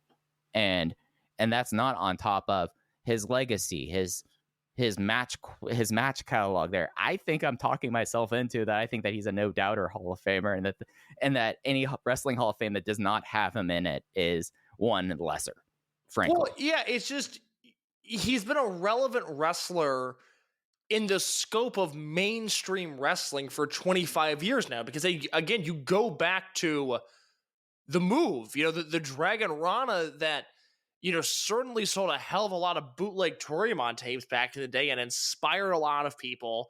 He's the focal point of the Blood Generation versus Do Fixer 6-man tag from Supercard of Honor. He's never been a main eventer, but he's consistently been not the 1A star, but the 1B star in this company for 25 years now. And you, more so than anybody, other than the wrestlers themselves, can speak to the influence that he's had, particularly in the Joshi scene. But also, Mike, how many stories do we hear of, I went to this Dragon Gate show and I saw Dragon Kid and now I'm in the Dragon Gate dojo? That is the story of Dragon Daya, among others. It just seems like at some point he has to be rewarded for that in a large scale sense. And if we want to further that point out, Case, I think that you will look at wrestlers, and I think we're actually right now at this time, because I know you talk them too, that there are wrestlers right now who openly say, like, oh, I went to a show that either was like a Dragon Gate UK show or DGUSA show, and not because I wanted to see Dragon Kid, because I saw the clips of him online, and that got me into wrestling. It's not just one genre or one aspect of the scene. It is someone that, he was on WCW Monday Nitro. And it's almost a shame that he was on it in his worst form in that way. But it is something where, like, just to get to my overall point, I think that there is a school of Dragon System wrestlers that deserve an up and down vote. And if you are going to be a Hall of Fame that has a Japan category, there is a reality that if you even are someone who is negatively slanted towards the Dragon System or Lucha-esque, that it is now the style that it dominates wrestling. It is the style that if you turn on TV right now as we're recording and watch WWE NXT or AEW Dynamite Title Tuesday, it's not a evolution of territorial style. It's not NWA Crockett style. It's not WWF main event style, Bruno Sammartino versus what other heel that they have brought into Madison Square Garden. it's Lucha Rest. And the person that more often than not I hear has like inspired people coming out of that style is Dragon Kid. And if you're going to have a Hall of Fame that's supposed to have Japanese pro wrestling, and you don't have the person who probably is the greatest example of the predominant wrestling style in the world today, then your Hall of Fame is complete failure. Yeah, I'm kind of with you. But I did not anticipate me basically saying that that Dragon Kid means a Hall of Fame is forfeit or not. But I knew we'd get there eventually. You do the show long enough. Yeah, you do the show long enough, and you get into October, and I'm going to have to say some things like that. I'm just going to. I want to touch on Buyuden for a second. Did you? Please. Seeing it? Yeah, no, I watched the entire show. I loved it. So Buyuden was before Corquin on Thursday.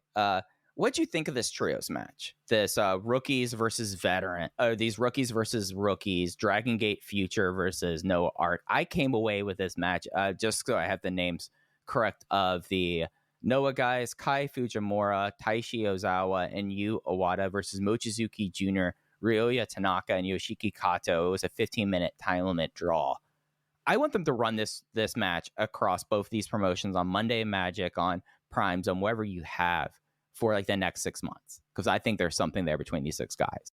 Oh God, yeah. I mean, this was awesome. I went 4 stars on this because it was a 20-minute showcase primarily for Mochizuki Jr., and then you just had 5 other really good young boys in there. This is my kind of wrestling. Tanaka has made that step case. He has. This was the thing where we could see if he could scrap with that. Other stuff on the show, Kakatora stepped in for Ryo Fuda to team with Hikaru Sato to defeat Punch Tominaga and Ryo Kawamura. It was a KO spot. Punch went for a headbutt from Sato. Sato rocked him. He was out. Aware Gate Kikataro loses to Lingerie Muto after both of them go down with bum knees, and it's a title switch because this is a title done by fan. Acclaim.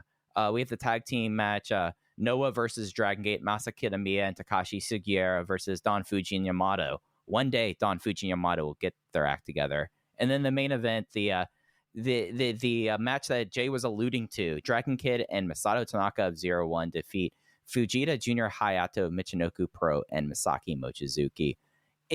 It might be my favorite 2 hours of pro wrestling every 3 months. That's the thing. This show in particular, this was the best of the 3 they've done this year. You can watch this show in probably 90 minutes. I mean, it flew by. Everything was good. The Rookies Trios match was great. And the main event was awesome. You know, it's another great match for Fujita Hayato. He's one of the 50 best wrestlers in the world this year. And just what a special pairing, you know, Dragon Kid and Tanaka versus Hayato and Mochizuki. It was what you would want it to be. It was everything you would think it would be. The chemistry between Hayato and Dragon Kid was awesome. Mochizuki and Tanaka have wrestled before it. It was awesome then. It's been awesome now. This was an awesome show. And like that match, Dragon Kid is basically selling his ass off. And it's a different match for Dragon Kid that he had for the rest of the weekend, where in the Triangle Gate matches, he never necessarily was the focal point. It was always Punch. He was kind of the star of the first fall of the 2 out of 3 falls match, but it very much became a Susumu match because it was Susumu's anniversary they were celebrating. But this one I felt like was his best performance of the weekend, especially Hayato and Mochizuki just deciding that, hey, Mochizuki is this great striker, but he is one of the smartest wrestlers to ever live, and he's teaming with who I think someone who might have the Dragon System, not Dragon Gate, Dragon System most outstanding claim in Hayato, and I thought it was magic. I thought it was great stuff. Hayato's just been so awesome this year. You know, the stuff that he's done on these shows, the match versus Yamato, and then the times he's popped up on tape elsewhere. What a pleasure. You know, this guy, there's a very real chance we could have lost him, you know, a few years ago. For him to be such a high level wrestler again. Jay mentioned it, I think, during the Yamato match. There's just, we don't talk about his story enough. It's one of those deals that for some reason wasn't aggregated and wasn't talked about by the right people. It's just an incredible story. And if he was wrestling 5-minute exhibition matches, it would be incredible. He's wrestling 15-minute main events, and he's amazing in them. It's just so good to see. Yeah, and I would say that he's had the best UWF style match of the year as well versus Ito. Like, he's someone that has just, we don't talk about enough, and it's something that, like, you talk about the aggregators, I immediately went, like, all of, like, the really, like, this is Japanese wrestling things. Like, talk about Fujita Junior Hayato, someone who has, like, a fascinating life story even before talking about his last 5 years, Like, his dad is someone with cerebral palsy, like, able to, like, to lead, like, the only that I know a wrestling promotion featuring people with disabilities in a prominent role. Like, like, growing up with that, becoming, like, a great freestyle wrestler, training with Kid Yamamoto. He is one of, like, he's one of, like, the 25 most fascinating wrestlers alive, easily. I agree, and he was great here. Speaking about UWF rules, and speaking about, I was seeing if you noticed what I laid down there with the Dragon System versus Dragon Gate thing. Mm-hmm. It was not the only part of the Dragon System who had a show yesterday, Case, as Glate Verge Extra came to Korakuen Hall. It was the return of SBK and Takuma to Japan for both of them at their first match in Japan, at least for SB since last July. Taku came back at Gate of Destiny last year, right? Yes, and then worked the Dragon Gate Noah show. That's right. So their first match against El Lindemann and Hayato Tamura main eventing this Glate show. It's how do we talk about Glate at this point, Case? Well, I think we mentioned 729 fans in the building. Yeah, and looking very... I mean, it's interesting. Like, Gate of Origin, they shot it in such a dumb way because the hard cam, there's like 3 rows of chairs and then the entrance, and you go, oh my God, nobody's there. And then you see the other side of the ring, and it looks like there's about 30 rows of chairs. It's just row after row after row, and you go, oh no, that's actually put some people in this building. This is one of those deals where the hard cam, it looked decent enough for Gleat, and then you see the orange seats, and you just realize that nobody's there, that nobody cares about this promotion. There's no stars in this promotion. Even, it's supposed to be Kaito Ishida versus Flamita. Flamita broke something. I don't know if it was his nose or his hand or whatever he broke. So they do Kaito Ishida versus X. X turns out to be Shima. Credit where credit's due. I thought they did a clever video of Flamita handing his mask to Shima, who was off camera. And then Shima comes out and, gets the surprise entrance. I was expecting when Shima came out, the, oh my God, this is our guy pop. And that didn't even happen. I mean, Shima was over, but he wasn't, it wasn't like, here's our hero, here's the guy that pays the bills. It was just, he was, a more over wrestler on a show without a bunch of over wrestlers on it.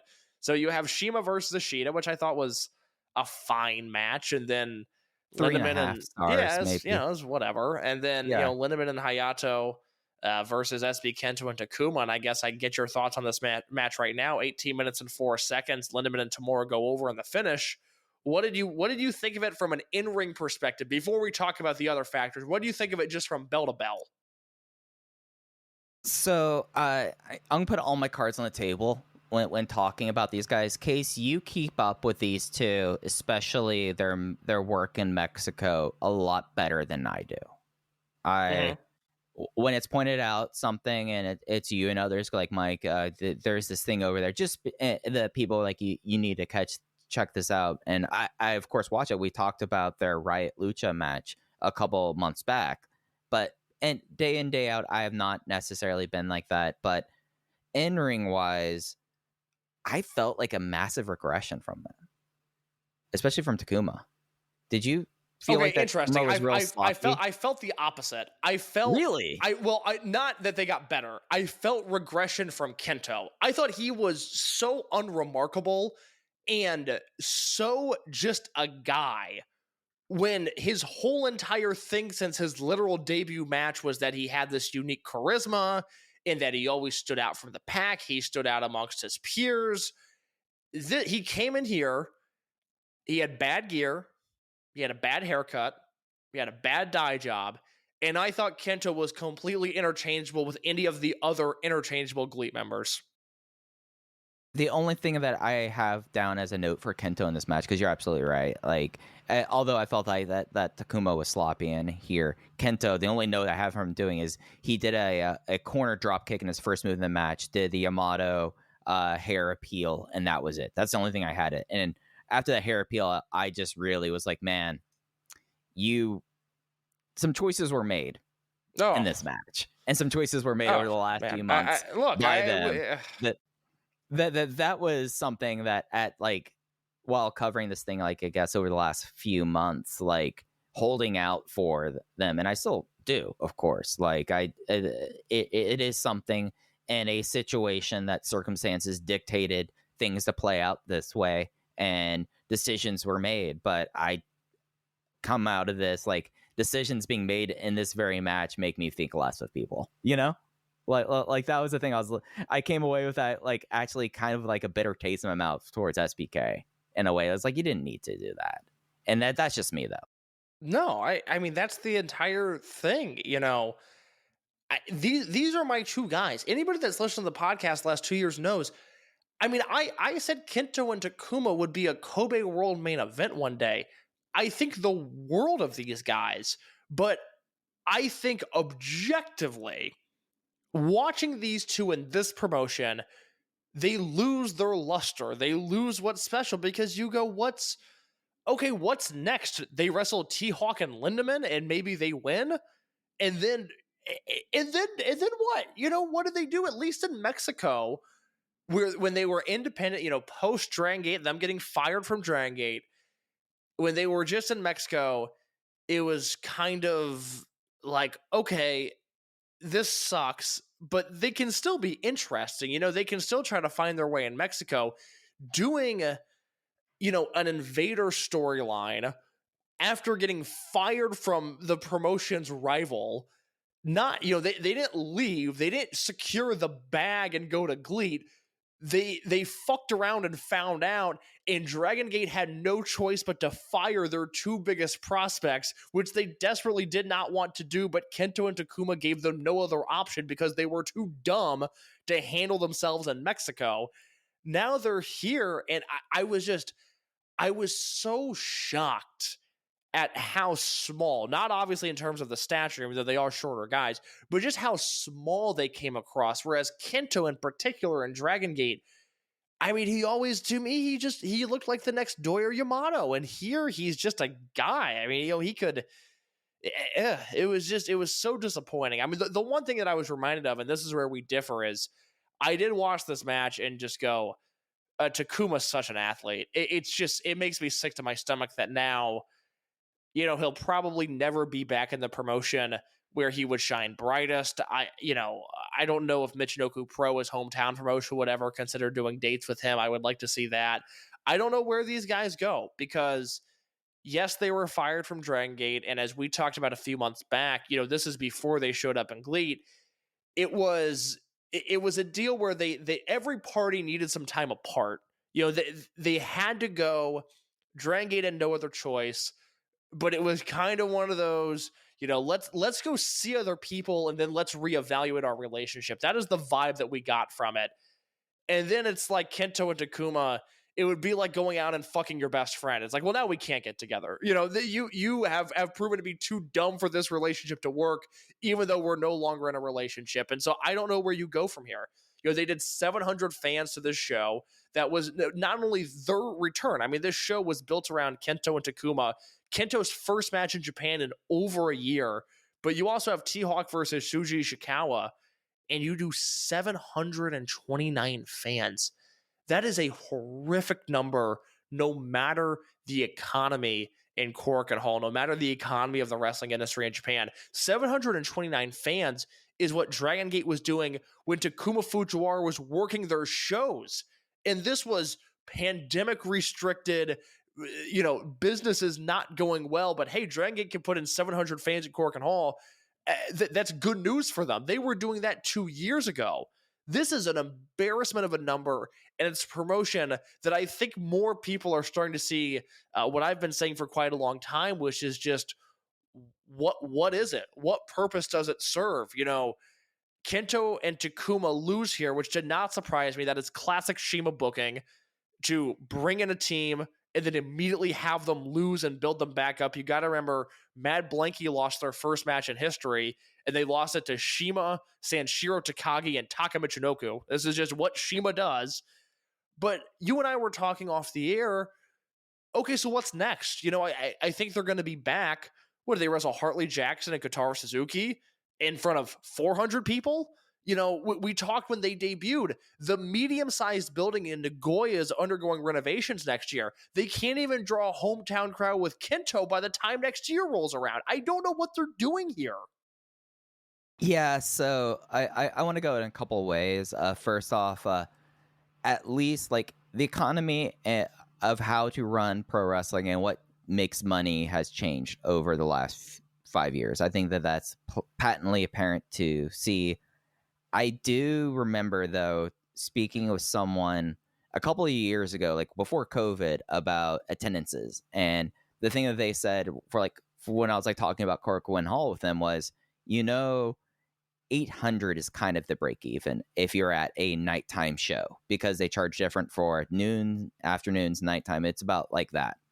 I don't know how much prices have changed with this and how everything has changed within Korakuen Hall, but that's under 800. And at least back before, that would have been seen as a losing show. And that's before the idea of, okay, SB and Taku, that's 2 plane flights.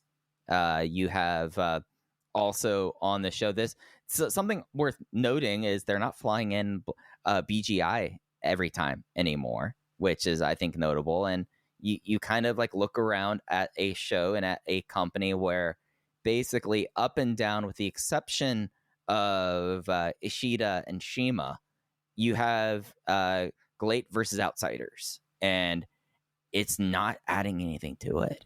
It's not doing anything. And to go back towards SB and Taku about this, overwhelmingly, and it's something that ultimately that I am sympathetic towards them, and I feel like it is something with the way it is, I constantly have to remind people when talking about them and about the scenario that we're dealing with essentially 2 guys who are essentially United States college age guys. And with this and all everything of this, I could keep on going back to, God, that's an immature thing. God, that is such a childish action or something like that. And that's kind of how I feel this all kind of played out to be, because now it's, they have to go wrestle Kotaro Suzuki and Keiichi Sato, or Masato Kamino and what's his name, Kodama. There's this, it is something that you look at how this is a promotion that does not draw with outsiders. Is only drawn when they brought in people from bigger outside companies with their own fan bases. And To be clear, not to cut you off, but just real quick, their best Korakuen number was a year ago on this show. It was just over 1,000 fans, and it was Ishida's debut and Jun Kasai in the main event. And we all went around the room and said that is a good number, good for them.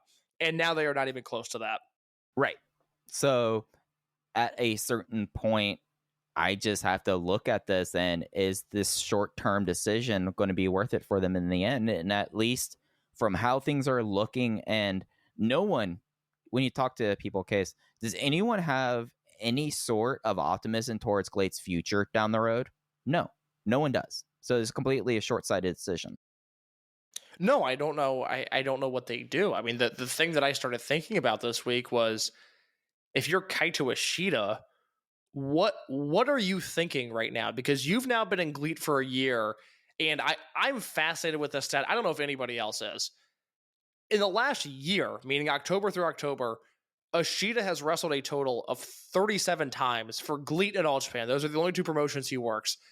Last year, he wrestled in Dragon Gate from January through June, and he wrestled 71 matches in that time period. This guy doesn't wrestle anymore.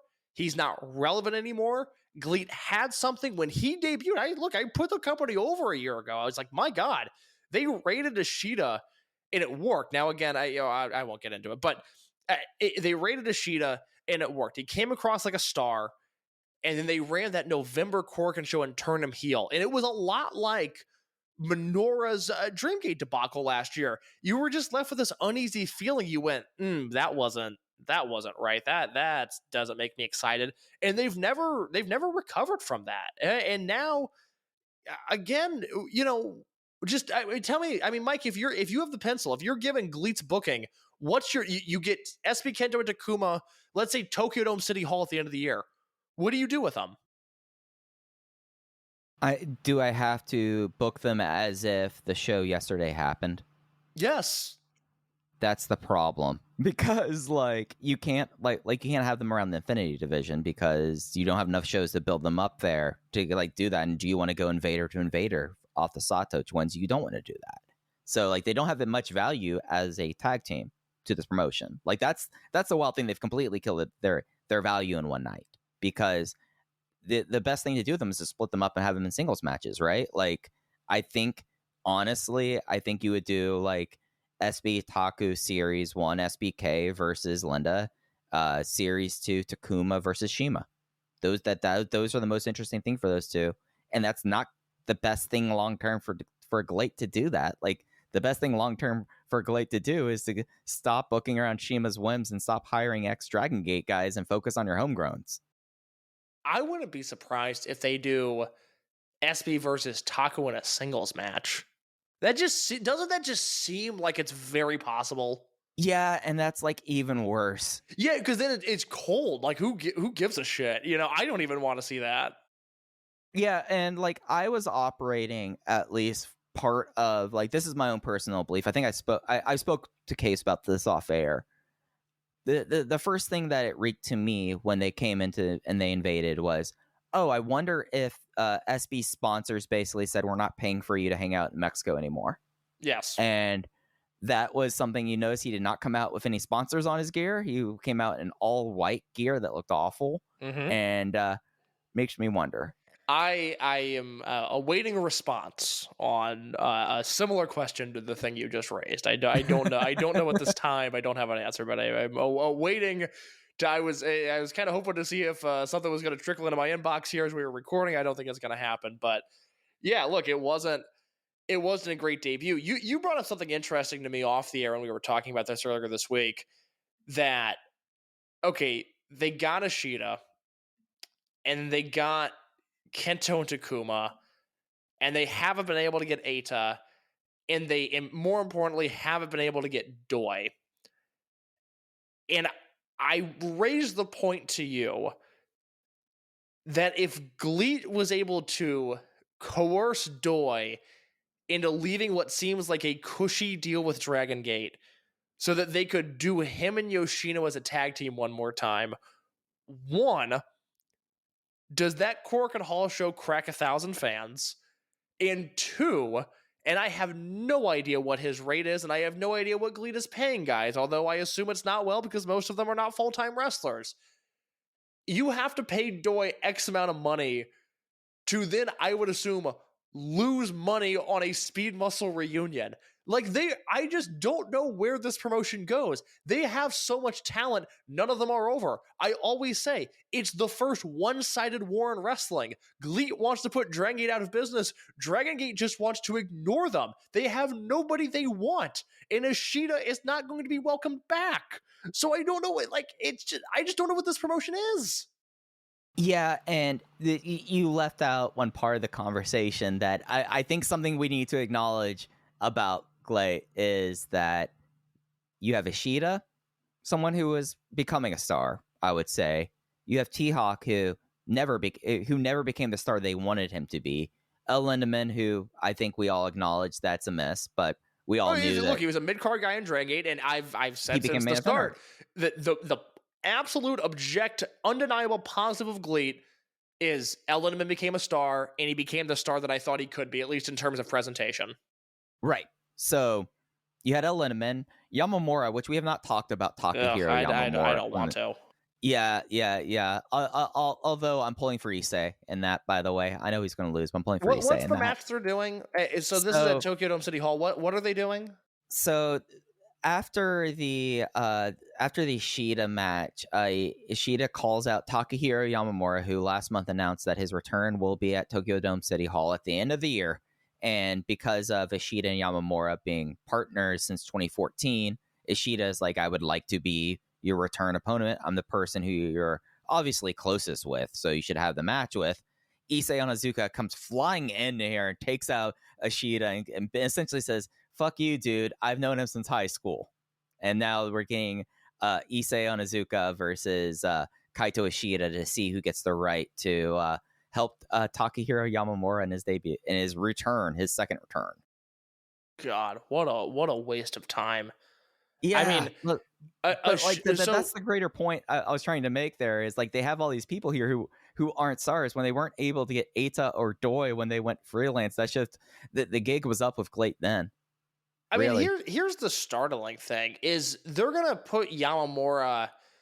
You know, I'm sure the brains there are going, well, okay, Tokyo Dome City Hall, Yamamura's returning. That's a bankable match. People are gonna buy tickets for that. Are they? Well, that's my thing. His first injury was in October of 2017. It was Maximum versus Overgeneration. That's where he got hurt. Main event of this show. This was Hakata Star Lanes, which should put it into perspective anyway. Main event of this show was Shingo T-Hawk and Yoshida versus the Jimmies. Jimmy Kanda, Susumu, and Masaki Mochizuki. That's how long ago it was that Yamamura got hurt the first time. And then he came back and he worked 4 matches for Wrestle 1 in 2019. And it was April of 2019. And again, Wrestle 1, just to put things into perspective, that is the last time that he wrestled. And even that was 4 years ago. You have to be either Takahiro Yamamura is what got you into wrestling and what got you out of wrestling to buy a ticket, or you are already involved because you're either a Shima guy or an Ishida guy or this weird perverted Overgeneration guy, and Gleat would hypothetically already have your attention that way. Yeah, like that's the thing. Like, are they trying to get like Yamamura's friends he DJ'd with to buy tickets? I don't think you need to go that far to make that happen. Probably say, hey, Yamamura, if you want to perform here, we need you to sell some tickets. You know? It's just bizarre. Yeah. Look, I'll give the spiel a few more times. I apologize. You know, I don't feel right about him wrestling. He's lucky to be alive. And I also just don't think he means anything to the scope of this promotion. You know, it's bizarre. Yeah. And it's something where, like, again, when you look at this Cold War, because that's what this essentially is, it's a Cold War being fought on one side. If they were actually going to have anything that was going to try to compete and put Dragon Gate out of business, which seems to be the idea, they did not seize the opportunity when they could have, and that tells me a lot about them in retrospect. Well, look at this show on the 9th. If you're in the Dragon Gate office and Mr. Leck gives you a call and says, you know what, I am sick of these people dicking around with you. I don't like the way they've come into Japan and manipulated with the ecosystem. I got a blank check. You can get one guy from Gleat. Who do you want? There's talented guys in the promotion. You know, you and I would both love to get our hands on Shek Shimatani, but is there one guy that if you're in the Dragon Gate office, you're going, oh man, they're going to be shaking in their boots when we get him? I mean, you got to remember, Soma Watanabe and Tetsuya Izuki, they lost a UWF tag match to Matsukata Funaki on this show. So it can't be them. They are more relevant than ever. I mean, there's one person that they've kind of mistreated when he was a star elsewhere or was a budding star elsewhere, and someone that I think like has shown that has like picked up at least the Shima style Luchares, and that's Hayato Tamura. That's the person you get, like, because that's their only true homegrown star. Like, we loved and Tamura is the biggest star in that promotion. Yeah, like that is the person that you go hire, and I mean, you basically go like, let's see what we have with him. But I don't think you're adding anything to Dragon Gate by getting Hayato Tamura. You're just putting Ledette in the dirt. No one's going, oh my god, it's Hayato Tamura in the Dragon Gate zone. You know, No. it's not the Mike Tenay is not doing that call. No, Jay is not jumping up and down. I'll say that much. No, Jay's got to text somebody and go, "Who's that?" Well, I mean, he's also get better, Jay. Hope your ankle's holding up there. That was the joke I was making because there you go. ankle, Yeah, his foot's in.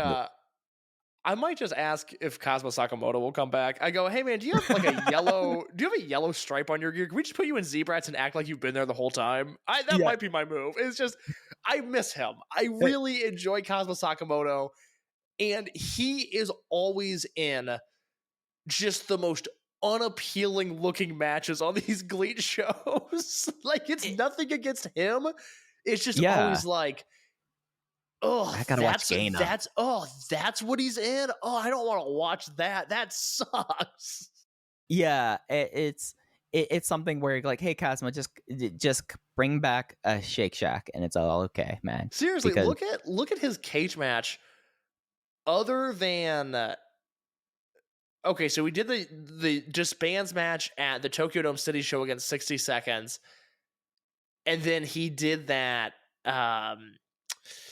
He had a match against Jan's family that I liked recently, like a big unit on unit match. But go through his cage match. He's just in the grimy match on all of these shows, and it is such a bummer because he had the Ishida match this year. The Ishida match was awesome. Yeah, like, sadly, what is looking at his cage match, the one thing that I actually do really want to see, but there's not enough Lysol wipes in this house to make me feel clean after this. Kazuma Sakamoto teaming with Naoki Tanizaki and Quiet Storm defeat Harley Jackson, Koji Doi, and Koju Takeda at PPP Re-Partied New Chapter Opening Party. Yeah, I can't have that on my internet history. I can't be seen watching that.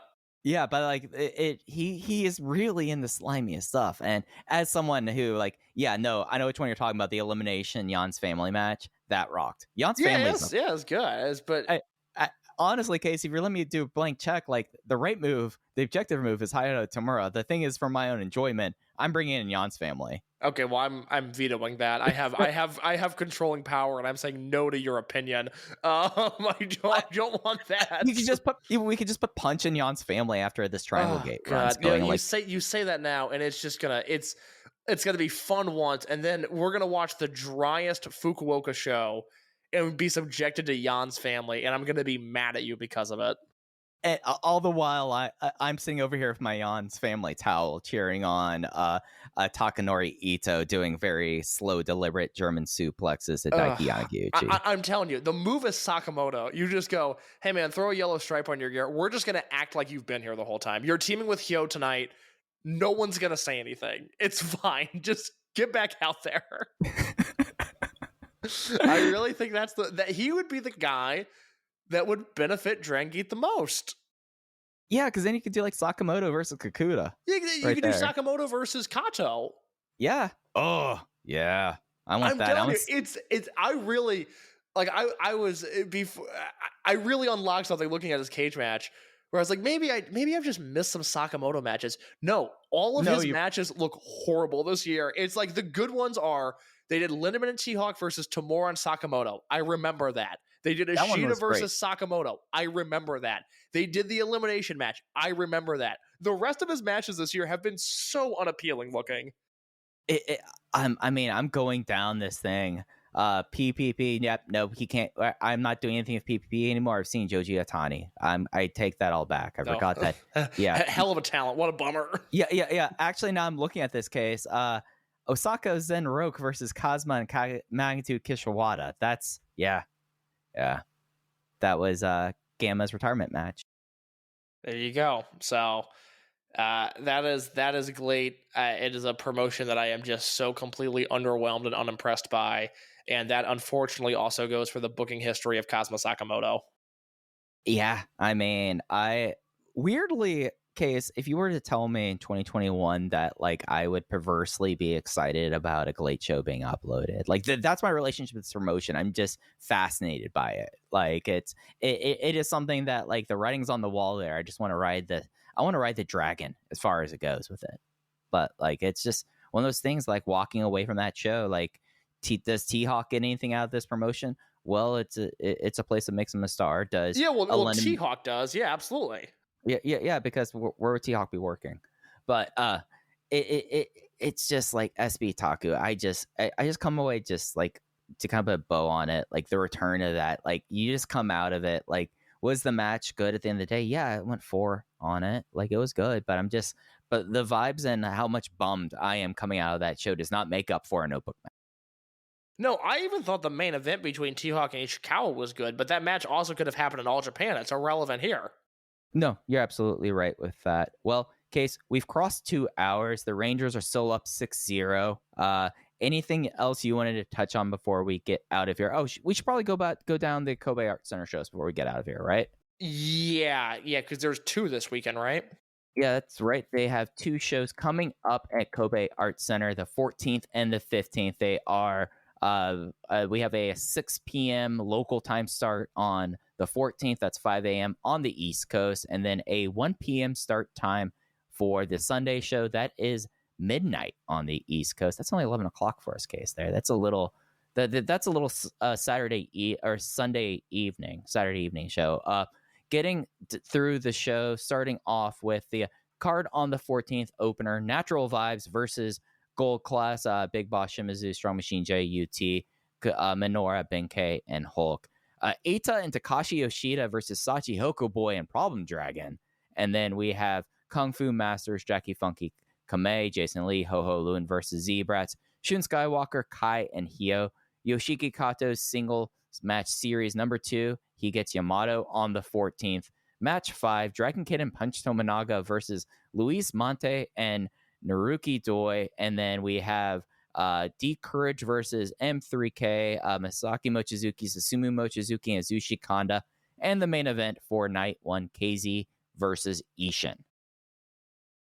That should be a very interesting show. I think the second half is going to be a lot better than the first half. I can't believe they are running 2 Kobe shows and have a 7-match Kobe show as one of the shows. Yep. I'm interested seems very hurtful. Yeah. But Doi and Mante, that is something that, again, Doi wants to come around a little bit more often. I feel like that he'd be a good vet hand with him and Hyo. I agree. That. But going to the 15th, Gold Class versus Z-Brats, Kai, Hyo, and Ishin open up that show. Royal Sambo, Ginki, Sachi, Problem Dragon, Punch, Ho-Ho, Daiki, and Ryoya.